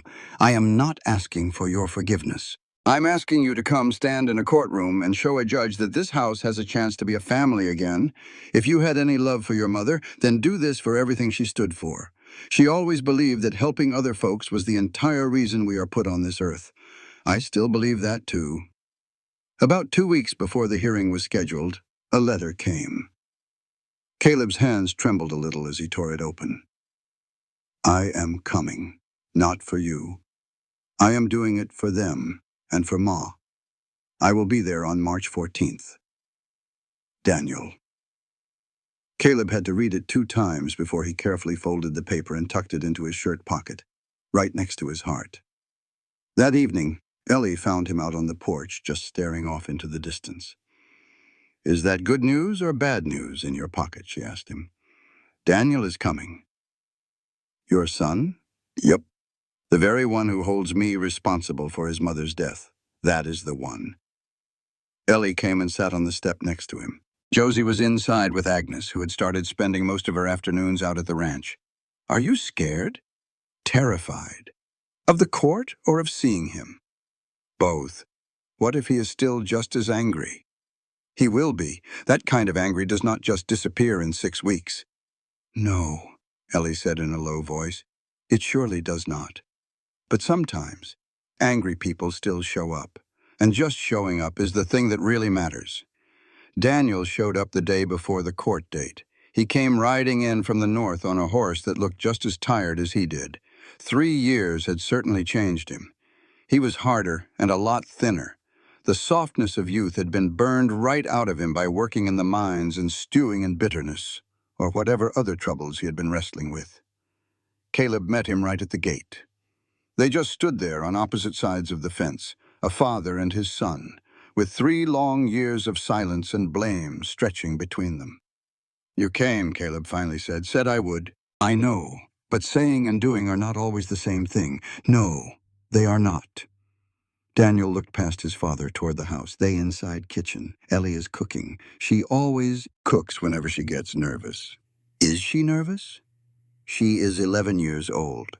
Tomorrow she has to stand up in front of a judge and tell him about the worst things that have ever happened in her life. Yeah, I reckon she is nervous. Daniel swung down from his horse and tied the reins to the fence post. They walked toward the house without saying a word. When Caleb opened the door, a smell washed over both of them. It was the smell of bread, fresh coffee, and something sweet with cinnamon. It was the smell of a house that was being lived in and loved in. Ellie was at the stove, and Josie was sitting in her high chair. Ellie had flour on her apron and a look of pure steel in her eyes. She looked at Daniel, and he looked right back at her. For a long second, nobody said anything at all. "You must be Daniel," Ellie finally said, "and you must be Ellie." "Yes, sir. Do not call me sir. I work for a living." The corner of his mouth gave a little twitch. "My father informs me that you make a better bowl of porridge than he does. A fence post makes better porridge than he does." Daniel actually laughed. It was a short, surprised sound, but it was real. Caleb watched the expression on his son's face change, and he felt a knot in his chest that had been tight for 3 years finally start to loosen. They all ate dinner together. It was awkward and stiff at the beginning, but Josie broke the ice like babies always do. She grabbed a hold of Daniel's nose when he leaned in too close and simply refused to let it go. Daniel's laugh boomed through the kitchen. Ellie smiled, and Caleb sat there at the head of the table thinking, this is what Ruth would have wanted. This is exactly what she always wanted. A full table, a warm house, and people who all needed one another. After they finished eating, Daniel helped with the dishes. He and Ellie stood next to each other at the basin, and Caleb could hear his son asking her questions about the long walk, about the storm, and about Harriet. Ellie answered every one of them with simple honesty, with no drama or self-pity, just the facts. When she was done, Daniel was quiet for a good while. Then he said, "You are a whole lot tougher than I am." "I doubt that is true. I left this place because I was angry. You left that place because you had no other choice. There is a big difference." Daniel dried his hands on a towel. "I will testify for you tomorrow. Whatever you need me to say, just tell the truth. The truth about what? About what you are seeing right here, about whether or not this place feels like a real home." Daniel let his eyes wander around the kitchen. He saw the leftover flour on the counter, the baby sleeping in the high chair, and the photograph of Ruth sitting on the mantel, smiling down on all of them. "Yeah," he said, his voice low. "It does." That night, Caleb could not get to sleep. He found Ellie out on the porch, wrapped up tight in a quilt, just staring up at the stars. "Cannot sleep either?" he asked. "Too scared," she said, pulling the quilt even tighter around her. "What if the judge believes her side of the story? Then we will file an appeal. What if we lose the appeal? Then we will file another one. What if everything we try fails? Then I will come up with something else. I'm not giving up on you two. Promise?" "Promise." Ellie was quiet for a moment. "Caleb, can I tell you something?" "Always. I used to pray every single night back at Aunt Harriet's house. I would pray and pray for God to send someone to come help us, somebody who actually cared, and nobody ever came. Night after night, it was just silence. I started to think that maybe God was not listening, or maybe nobody was. Maybe Josie and I just did not matter enough for anyone to hear." Ellie's voice started to crack. "But then I knocked on your door, and you came out into a blizzard holding a rifle, and you picked us up, and you carried us inside. You did not ask for a single thing in return. You just helped us." She wiped at her eyes with the back of her hand. So maybe God really was listening after all. Maybe it just took him a little while to find the right door. Caleb put his arm around her small shoulders and pulled her in close. This little girl, who had lost absolutely everything, still found a way to believe. This child who had walked right through fire had come out on the other side with her faith all bruised and battered. but it was not broken. "Maybe so," he said softly. "Maybe so, mourning outfit for Josie." Even Daniel was there in his Sunday best. Caleb wore the same suit he'd worn to bury Ruth. Agnes had sewn a new blue dress for Ellie. Dr. Foster had brought a tiny outfit for Josie. Even Daniel was there in a clean shirt, his hair looking like it had seen a comb for the first time in ages. The wagon ride into town was dead quiet. Ellie sat right between Caleb and Daniel, holding Josie in her lap. Her face was pale, but her chin was set. She had braided her hair so tight it must have hurt. She looked just like what she was, a child trying her hardest to be brave in a world that had given her no reason to be. The courthouse was packed. News travels fast in a small town, and folks love a good spectacle. A widowed rancher going up against a blood relative for two little orphan girls was the kind of drama that could pull people out into the cold. Caleb saw familiar faces in the crowd. There was Agnes, looking fierce and proud. Tom Garrett gave him a single firm nod. Dr. Foster was there with her medical bag, holding it like a weapon. The preacher and his wife were there, too. And near the back, he saw Mary Henderson, her face a perfect mask of guilt. Then he saw them. On the left side of the room sat Harriet Crane, all in black with a stern-looking bonnet, her face arranged to look like a wounded saint. Next to her was her lawyer, Cornelius Webb, a skinny man with sharp features and a suit that cost more than Caleb's wagon. And right behind them sat George Peaton, looking like he'd rather be getting a tooth pulled. Blackwood met them right at the door. "Judge Morrison is president.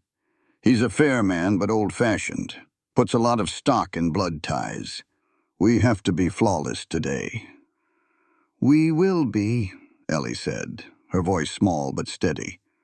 Blackwood looked down at the little girl, and a new expression crossed his face. It looked a lot like respect. "Yes," he said. "I believe you will." They found their seats. The judge came in, an older man with iron-gray hair and the weary look of someone who'd heard every sad story in the territory and was expecting one more. Webb went first, smooth as a salesman. He painted Harriet as a heartbroken woman, forced by poverty to make a hard choice, who now only wanted to bring her family back together. He called her to the stand, and she gave the performance of a lifetime. She cried at all the right moments and let her voice tremble when she talked about how much she loved her nieces. She gave a carefully practiced story about how she'd given them food and directions and never, ever meant for any harm to come to them. Blackwood's cross-examination was like a surgeon with a scalpel. "Mrs. Crane, you testified you gave the children provisions. Could you tell the court exactly what you provided?" "Bread, water, and directions." "How much bread?" "Half a loaf." "And water?" "1 jar." 1 jar of water for 2 children, about to travel 60 miles in December. Blackwood let that sink in. "Did you provide them with shoes?" "She had shoes." "Your niece arrived at Mr. Weston's ranch barefoot, Mrs. Crane, with frostbite on both her feet. She must have lost them somewhere on the road." "And did you provide her a coat?" "I gave her a shawl, a cotton shawl, for a Montana blizzard." "I gave them what I had." "No, ma'am. You gave what was convenient." Blackwood pulled a piece of paper from his file. "I have in my hand a letter from the Douglas Mission.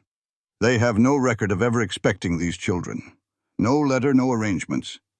Did you even contact them before sending a 10-year-old girl on a 60-mile journey? I just assumed they take in anyone who needs help." "You assumed, but you did not check." Blackwood paused for a long moment. "Mrs. Crane, isn't it the truth that you asked those children to leave because your fiancé, Mr. Piton, told you he was not keen on marrying a woman with dependents?" Harriet's perfect composure finally shattered. "That is not true. George loves children." "Mr. Peaton told Model, you said, and this is a direct quote from your niece's own statement, that he refused to marry a woman burdened by another person's orphans.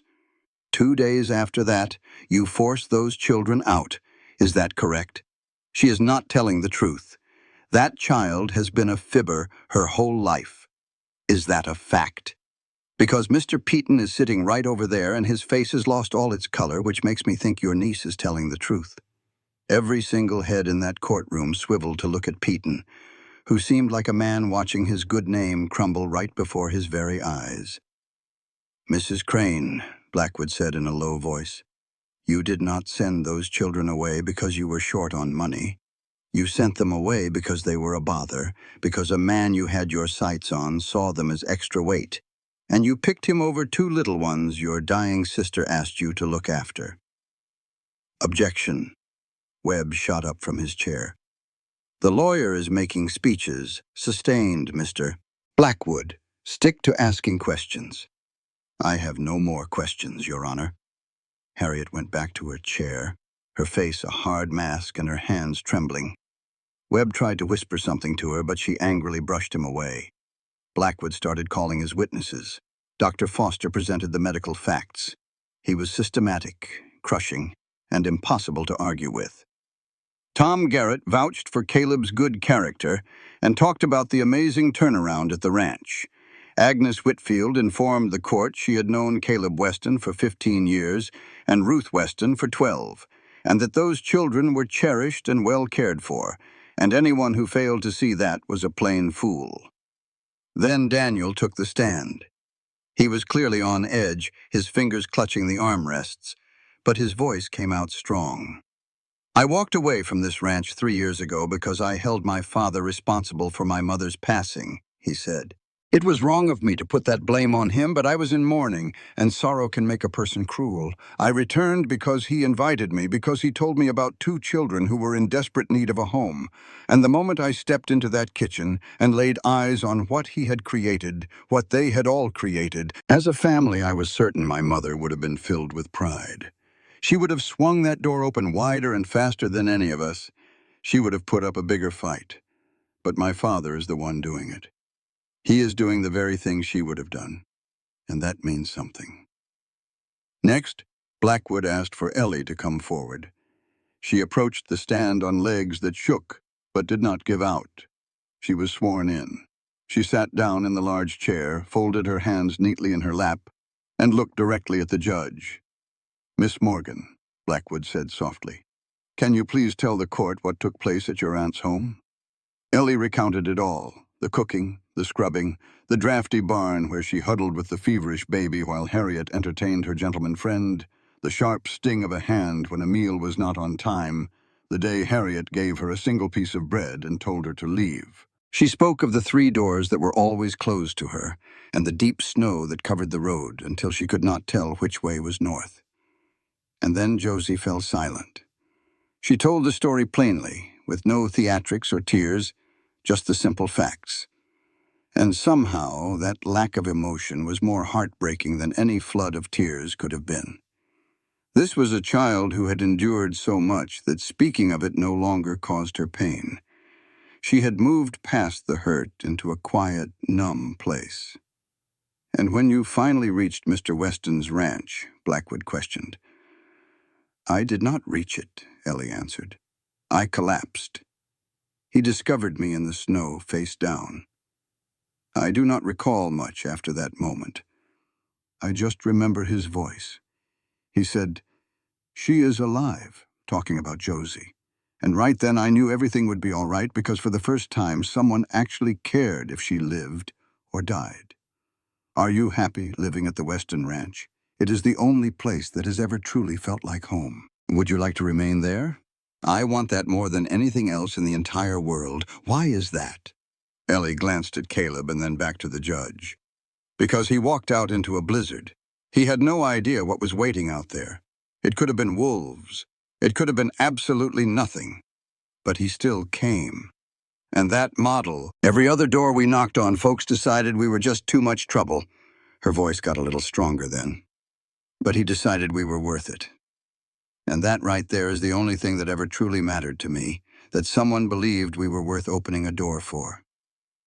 Webb's attempt to question her did not last long. He tried to claim that someone had coached Ellie on what to say. She shot that idea down with the quiet confidence of a person who had been underestimated their entire life. "Nobody told me what to say," she said clearly. Nobody needed to. The truth is not all that complicated. Judge Morrison then called for the final arguments. Blackwood's was short, and it hit hard. Webb was slick with his words, but his argument had fallen apart, and every single person in that courtroom knew it. The judge sat in silence for a good long while. Then he took off his glasses and started to speak. I have heard a whole lot of testimony today, and a good bit of it was painful to listen to. The law does lean toward blood relatives, and that standard is in place for a good reason. But the law is also here to protect children. And when those two standards clash, the well-being of the children has to come first. He looked straight at Harriet. Mrs. Crane, you have failed these children in a way that this court finds deeply disturbing. He then turned to Caleb. Mr. Weston, you have shown a level of care and dedication that goes far beyond what anyone could have asked. Finally, he looked at Ellie. And you, young lady, have shown more bravery and honesty in this courtroom than most grown-ups show in their whole lives. He put his glasses back on. This court grants temporary guardianship of Ellie Morgan and Josie Morgan to Caleb Weston for a period of 6 months. Mrs. Crane will be allowed supervised visits once a month. When this period is over, the court will meet again to decide on a permanent home, and at that time, the clear preference of the older child will be given very serious consideration. The gavel came down. Ellie turned to Caleb, and her face just seemed to break wide open. It was not crying, it was something much bigger than that. It was like watching someone set down a heavy load they'd been carrying for so long, they forgot how to stand tall without it. 6 months, she whispered. 6 months. And then it is your choice. My choice. Yours. She wrapped her arms around him and held on for dear life. And Caleb held on just as tight, while Josie grabbed a handful of both their collars and wiggled her way right into the middle of them. Daniel stood right behind them with his hand on Caleb's shoulder, and the whole courtroom seemed to hum with the quiet agreement of people who had just seen something broken begin to heal. Harriet swept out of the room without a single word, with Piton following her like a shadow that wished it could find someone else to belong to. Out on the courthouse steps, Agnes hugged Ellie so fiercely that the girl's feet actually lifted off the ground. Dr. Foster shook Caleb's hand with both of hers. Tom Garrett said it was about damn time something went right in this part of the country. And Daniel, just standing off to the side with his hands in his pockets, caught Caleb's eye and gave a single nod. Just one, but it said everything. The ride back to the ranch was nothing like the ride in. It was lighter. The quiet between them was not heavy anymore. It was the comfortable silence of folks who had been through a fight together and made it out on the other side. When they got to the ranch, Ellie hopped down from the wagon and just stood in the yard looking at the house like she was seeing it for the very first time. 6 months, she said. Then it is for good. You really believe that? I know it. She gave a firm nod. Then she took Josie from Caleb's arms and headed for the front door. She paused on the porch and looked back. Caleb? Yeah. I am going to make supper tonight, a real one to celebrate. I would like that a lot. And Caleb? Yeah. Thank you for opening the door. Then she went inside. Caleb stood there in the yard with his son next to him as the winter sun finally broke through the clouds for the first time in what felt like weeks. You did good, Pa, Daniel said softly. Caleb turned to look at him. His son had not called him Pa in 3 years. We all did, he answered. They walked into the house together. It smelled like fresh bread and coffee, and something else that Caleb could not quite place, but he knew it well. It smelled like the future. A thing that was delicate and not at all certain, but absolutely worth fighting for. The first supervised visit happened on a Wednesday in late March. The supervisor sent by the court was a woman named Mrs. Helen Pratt, a small woman with sharp eyes who held a clipboard like it was a shield. She spoke with the brisk manner of someone who had witnessed too many nasty custody battles to expect anything pleasant. Harriet showed up in a gray dress with a lace collar, her hair done softly, and an expression fixed on her face that was meant to look like warmth. George Peaton was not with her. "Hello, Ellie," Harriet said as she stepped up on the porch. Her voice was like honey poured over shattered glass. "You are looking well.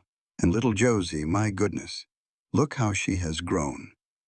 Ellie stood in the doorway holding Josie on her hip and did not say a word. "May I come in?" Harriet asked, her eyes flicking over to Mrs. Pratt. "That is up to Ellie," Caleb said from behind the screen door. Ellie stepped back without a word.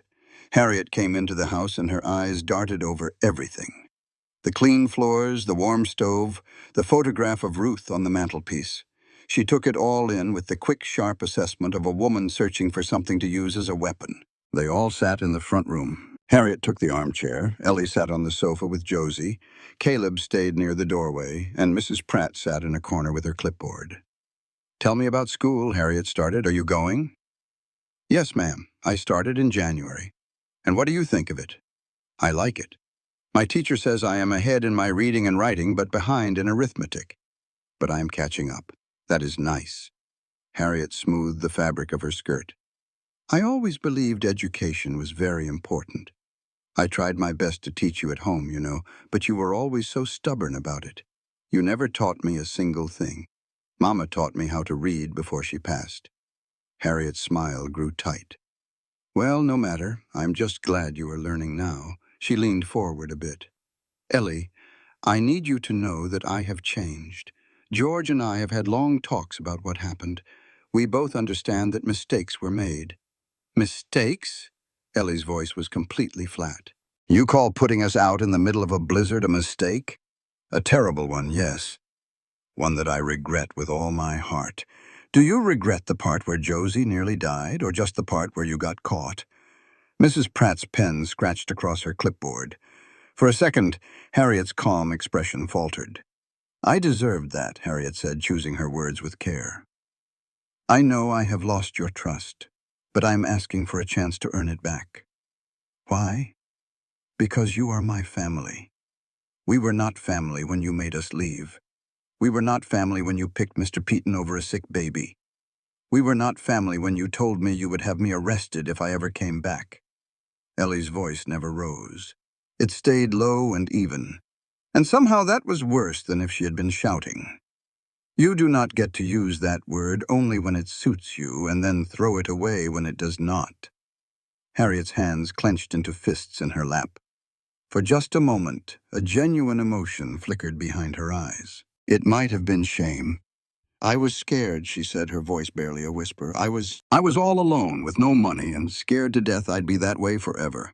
Now, that's no excuse for what I did, but it's the God's honest truth." Ellie just looked at her aunt for what felt like a lifetime.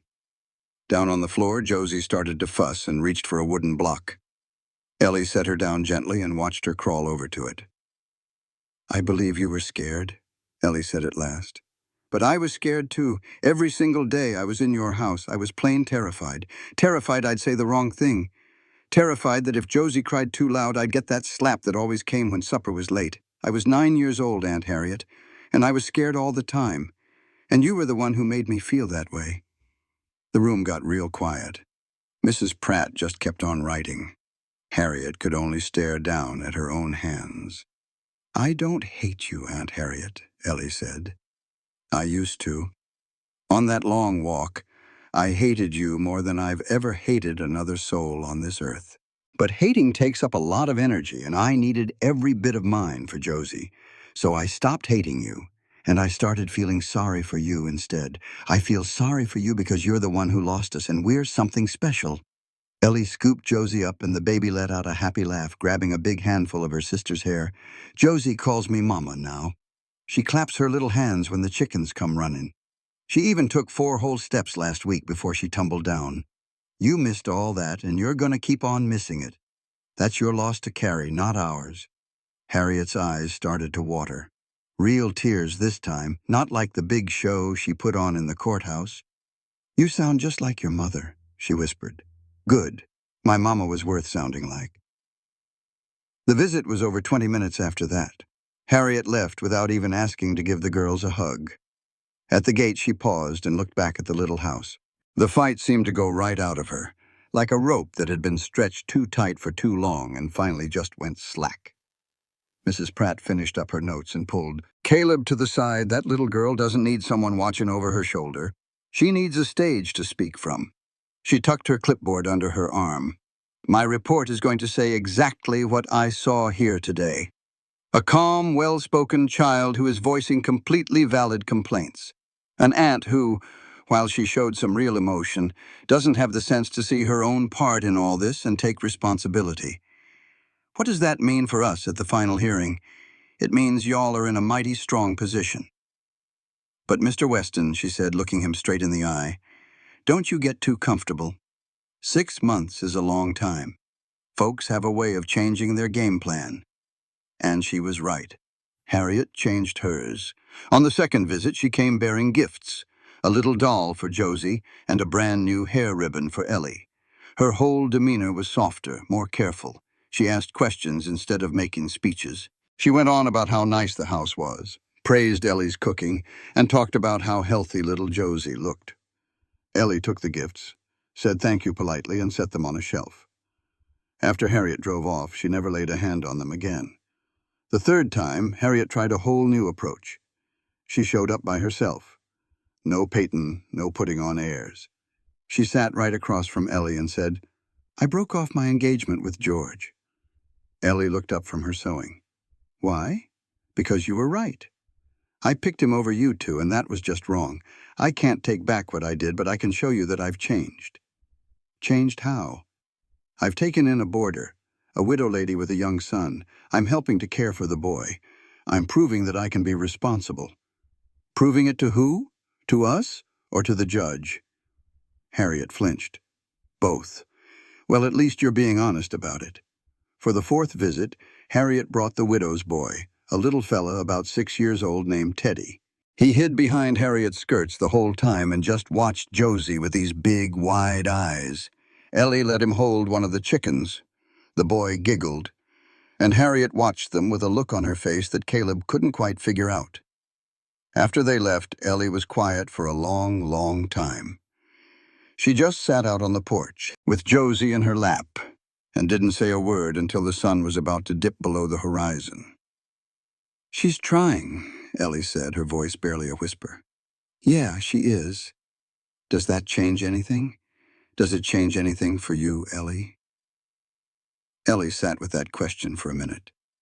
She thought about it real hard, the way she always did, like someone who learned too young that your words have real weight to them. No, she finally said. Her trying now doesn't wipe the slate clean. It just means she's finally acting the way she should have from the get-go. That's a fair way to see it. But is it enough for the judge? I don't know. But it's your voice that carries the most weight in that courtroom, Ellie. The judge himself said so. My voice. She said the words like she was testing them, seeing if they were strong enough to hold up everything that was being put on them. Caleb, what if my voice says one thing, but the law says something else? Then we'll fight the law. You can't go up against the law. Just watch me. A little smile almost touched her lips. Spring took its sweet time coming to Montana that year. It just sort of snuck in around the edges of winter like it wasn't quite sure it was welcome. The snow melted off in big patches, showing the brown grass and mud underneath, and the first stubborn little shoots of green. The ranch started to come back to life after the long winter quiet. Caleb bought some new cattle. Tom Garrett started working for him full-time. Agnes brought her goat over a couple of times a week, and Josie would toddle right after it, squealing with pure joy. Ellie signed up for the spring term at the schoolhouse. Miss Catherine Greer, the teacher, sent a note home with her after the first week. Ellie is a truly exceptional child, it said. She's got a quick mind and a kind heart, and she's a natural-born leader among the younger students. She broke up a squabble between two boys twice her size just by telling them they were embarrassing themselves. They both apologized. Caleb handed the note to Ellie. She read it over 3 times. I'm exceptional, Ellie whispered. You sure are. Nobody's ever said that about me before. Well, then nobody was paying close enough attention. Daniel ended up staying through March and on into April. He worked the ranch right alongside Caleb, and the quiet between them wasn't angry anymore. It was just comfortable. They didn't speak about Ruth, not straight out. But every now and then in the evenings, Daniel would pick up his mother's photograph and just hold it for a minute before he set it back down. And Caleb would see his son's jaw clenching and know that the grief was still there. But the anger was gone from it. Now it was just sadness. And sadness was something a man could learn to live with.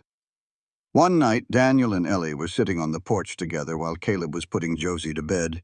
When he came back downstairs, he could hear them talking low. "Your pa is a good man," Daniel was saying. "I know he wasn't always. Or maybe he always was, but he just forgot how to be for a while. After Ma died, he just stopped. Stopped caring, stopped trying, he stopped everything. I honestly thought he was going to drink himself into an early grave." "What changed?" "You did." Daniel's voice was soft. "You and little Josie.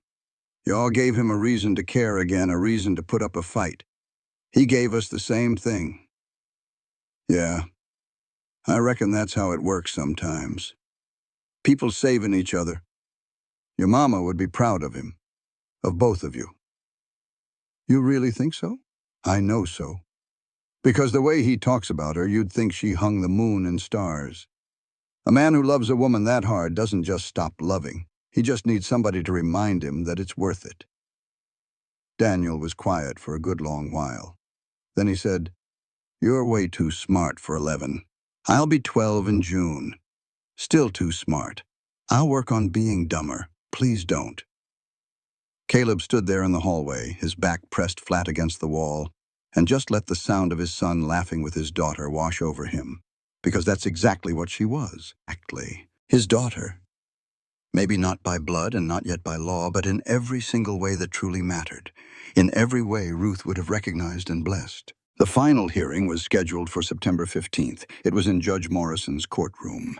The same room, the same judge's bench, the same dusty beams of sunlight cutting through the high windows. But everything else felt different. Caleb was wearing a brand new suit. Ellie wore a dress she had picked out all by herself, a green cotton one with white trim, because green had been her mama's favorite color. Little Josie wore a tiny outfit that she had already managed to get breakfast on. Daniel sat right behind them, clean-shaven for the first time in what seemed like months. Harriet was there, sitting in the same spot, but she looked different too, almost smaller. Her sharp edges had been worn down by 6 months of trying and failing and getting back up to try again.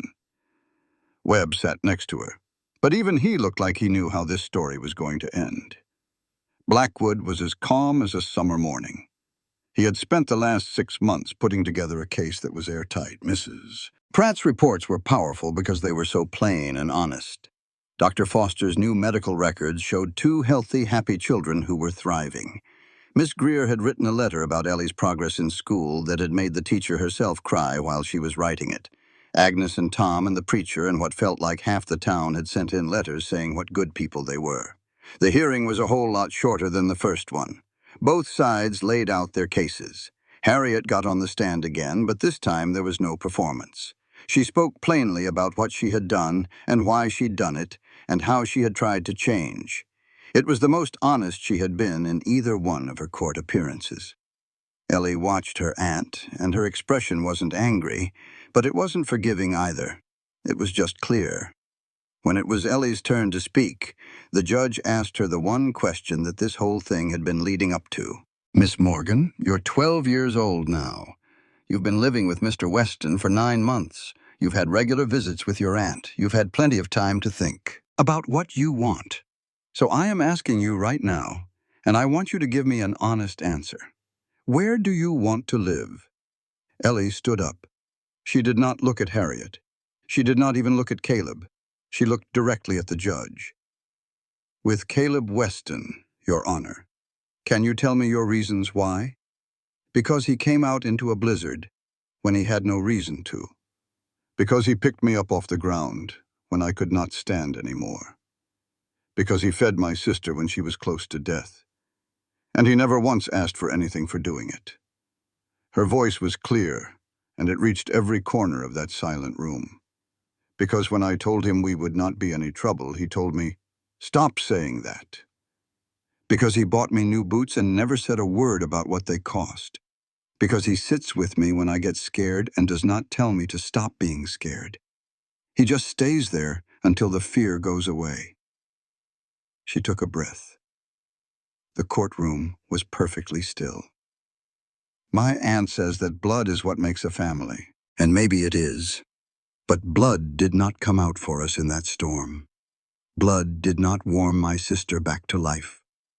Blood did not fight for us in a courtroom, or write letters to lawyers, or teach me how to look at the sky and know what weather was coming. Ellie's voice became as solid and steady as a rock. Caleb Weston did all of those things. Not because any law said he had to, not because he was blood, but because he chose to. And I am choosing him right back. Nobody moved. It felt like nobody was even breathing. Judge Morrison took off his glasses. He polished them slowly, put them back on, and looked out at everyone with an expression that was no longer just a judge's, but something deeply human. In 23 years on this bench, he said, I have almost never heard testimony that spoke so plainly to the heart of the matter before me. He folded his hands on the desk. This court finds that it is in the best interests of Ellie Morgan and Josie Morgan. Permanently placing them with Caleb Weston serves their best interests, period. Full legal guardianship is hereby granted with all the rights and duties that come with it. Mrs. Crane's claim to custody is now over. If Mr. Weston decides to formally adopt, this court would be mighty pleased to see that request. The gavel cracked down. Ellie spun around to face Caleb, and her expression changed in a way he knew he would carry with him for all his days. It shattered open, not with sadness or even relief, but with a pure joy that only visits folks who have walked through fire and come out the other side. A joy that says, at long last, you are finally allowed to stay put. She bolted toward him, launching herself into his arms. He caught her and held on tight. From Daniel's lap, little Josie let out a happy squeal. A low rumble of approval went through the courtroom, the sound of people who had just seen something right happen in a world that so often gets it wrong. We won, Ellie whispered into his shirt. We really, truly won. That's right, kiddo. We sure did. I am not going anywhere. No, ma'am, you are not. Not ever again. Daniel carried Josie over, and the four of them stood there in a tangle of arms and tears and laughter as the courtroom slowly cleared out around them. Agnes was dabbing at her eyes. Tom Garrett was honking into his handkerchief. Dr. Foster was shaking Mr. Blackwood's hand with both of hers. Harriet just sat there all by herself on her side of the room. She stayed put for a good long while. Then she stood up, smoothed down her dress, and walked over to the aisle. She paused right next to Ellie. You meant what you told the judge, Harriet said in a low voice. I meant every single word, every last one. Harriet gave a slow nod. Her eyes were red-rimmed but completely dry. Your mama would be so proud of you, Ellie. She would be proud of the woman you are growing into. I know she would. And for whatever it is worth, I am sorry. Not for the judge and not for this court, but for you. I am sorry that I failed you. Ellie just looked at her aunt for a long moment. Then she finally said, I hope Mr. Peaton makes you happy. I called things off with George months ago. I know. I hope you find somebody who does not make you choose between things. Something in Harriet's expression just broke. She pressed her lips together into a thin, hard line, gave one sharp nod, and then walked straight out of that courtroom without a single look back. Outside, the September sun felt warm on their faces. A small crowd had formed on the courthouse steps. Agnes pulled Ellie into a hug so tight it made the girl squeak. Miss Greer was wiping away her own tears.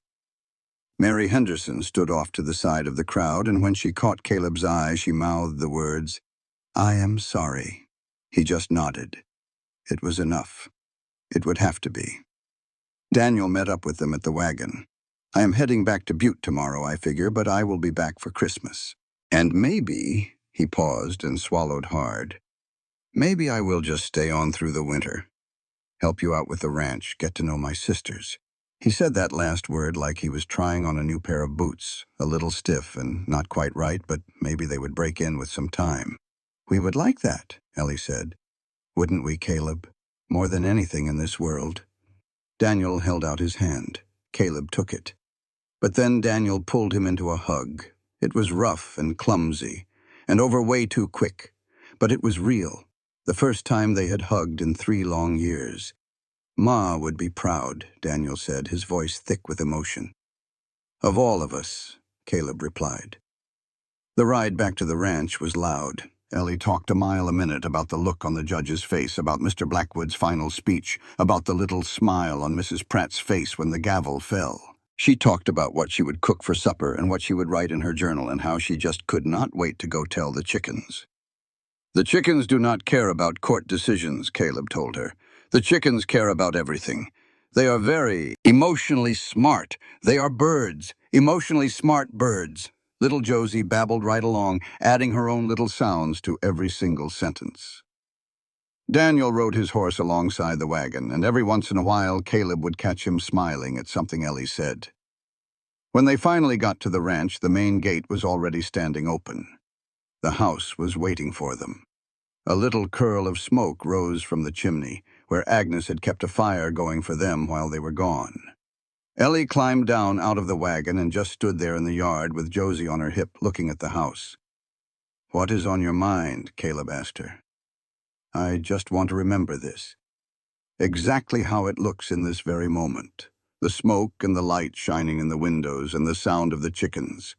Her voice was quiet because this was the moment it all sank in.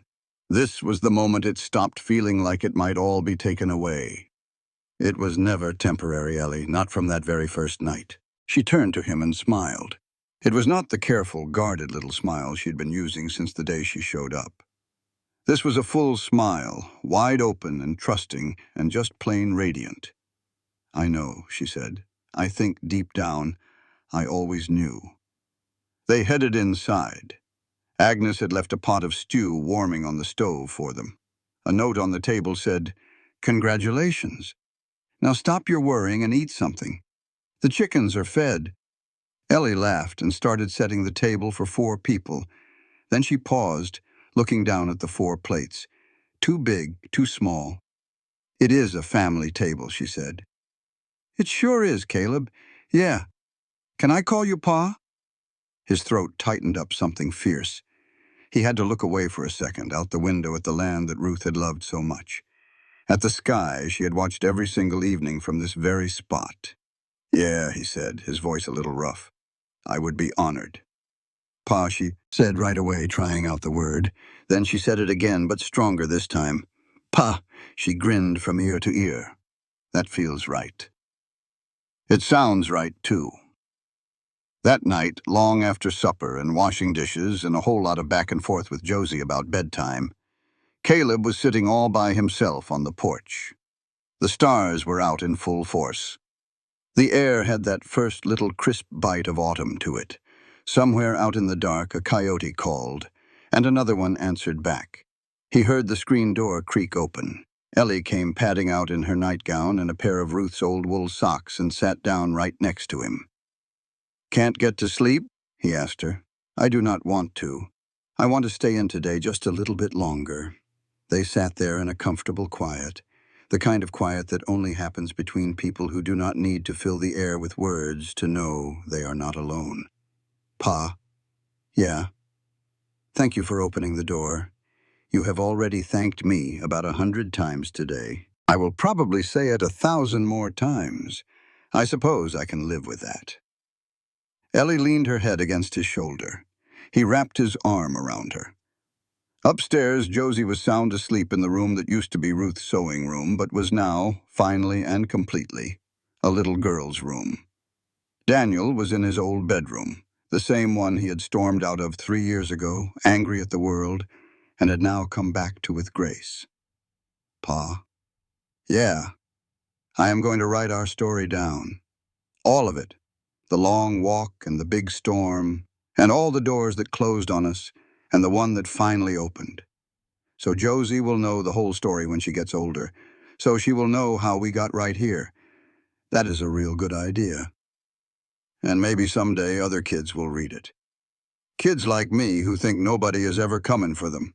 So they will know to just keep knocking because sooner or later, one of them opens. Because eventually one always opens. The stars wheeled across the sky. The coyotes grew quiet.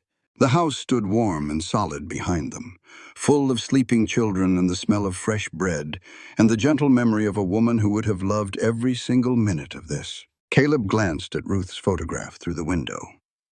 The glass caught the starlight just right, and for a fleeting moment he could have sworn she was looking right back at him, smiling. He could almost hear her telling him what she had always told him, that you do not measure a man by what he does when life is easy, but by what he does when it is hard. He had done the hard thing. He had opened the door. Months later, on a morning so bright it hurt your eyes with the first heavy snow of the new winter, Caleb filed the adoption papers. Judge Morrison signed them with no fuss at all. Ellie Morgan became Ellie Weston. Josie Morgan became Josie Weston. And there in the courthouse records, in black ink on cream-colored paper, a family was made official. A family that had been real since the night a man heard a scratching sound at his gate and made the choice to walk out into a storm. Ellie hung a little sign above her bed that she had painted all by herself. It had 4 words written in careful letters, "This is my home," and right above the front door, where every single person who came to visit could see it, Caleb hung a sign of his own. This door is always open, because it was, and it always would be, for stray dogs and strangers and little children with nowhere else in the world to go, for anyone brave enough to knock on it, for anyone desperate enough to try just one more time. The door was open, the fire was lit, and the family inside had been built not on blood, but on a choice. A choice made in the middle of a blizzard by a man who had forgotten how to live until a little barefoot girl came along and reminded him why he should. That was the only kind of ending that was ever worth having. Not perfect, not easy, just real. And real was more than enough.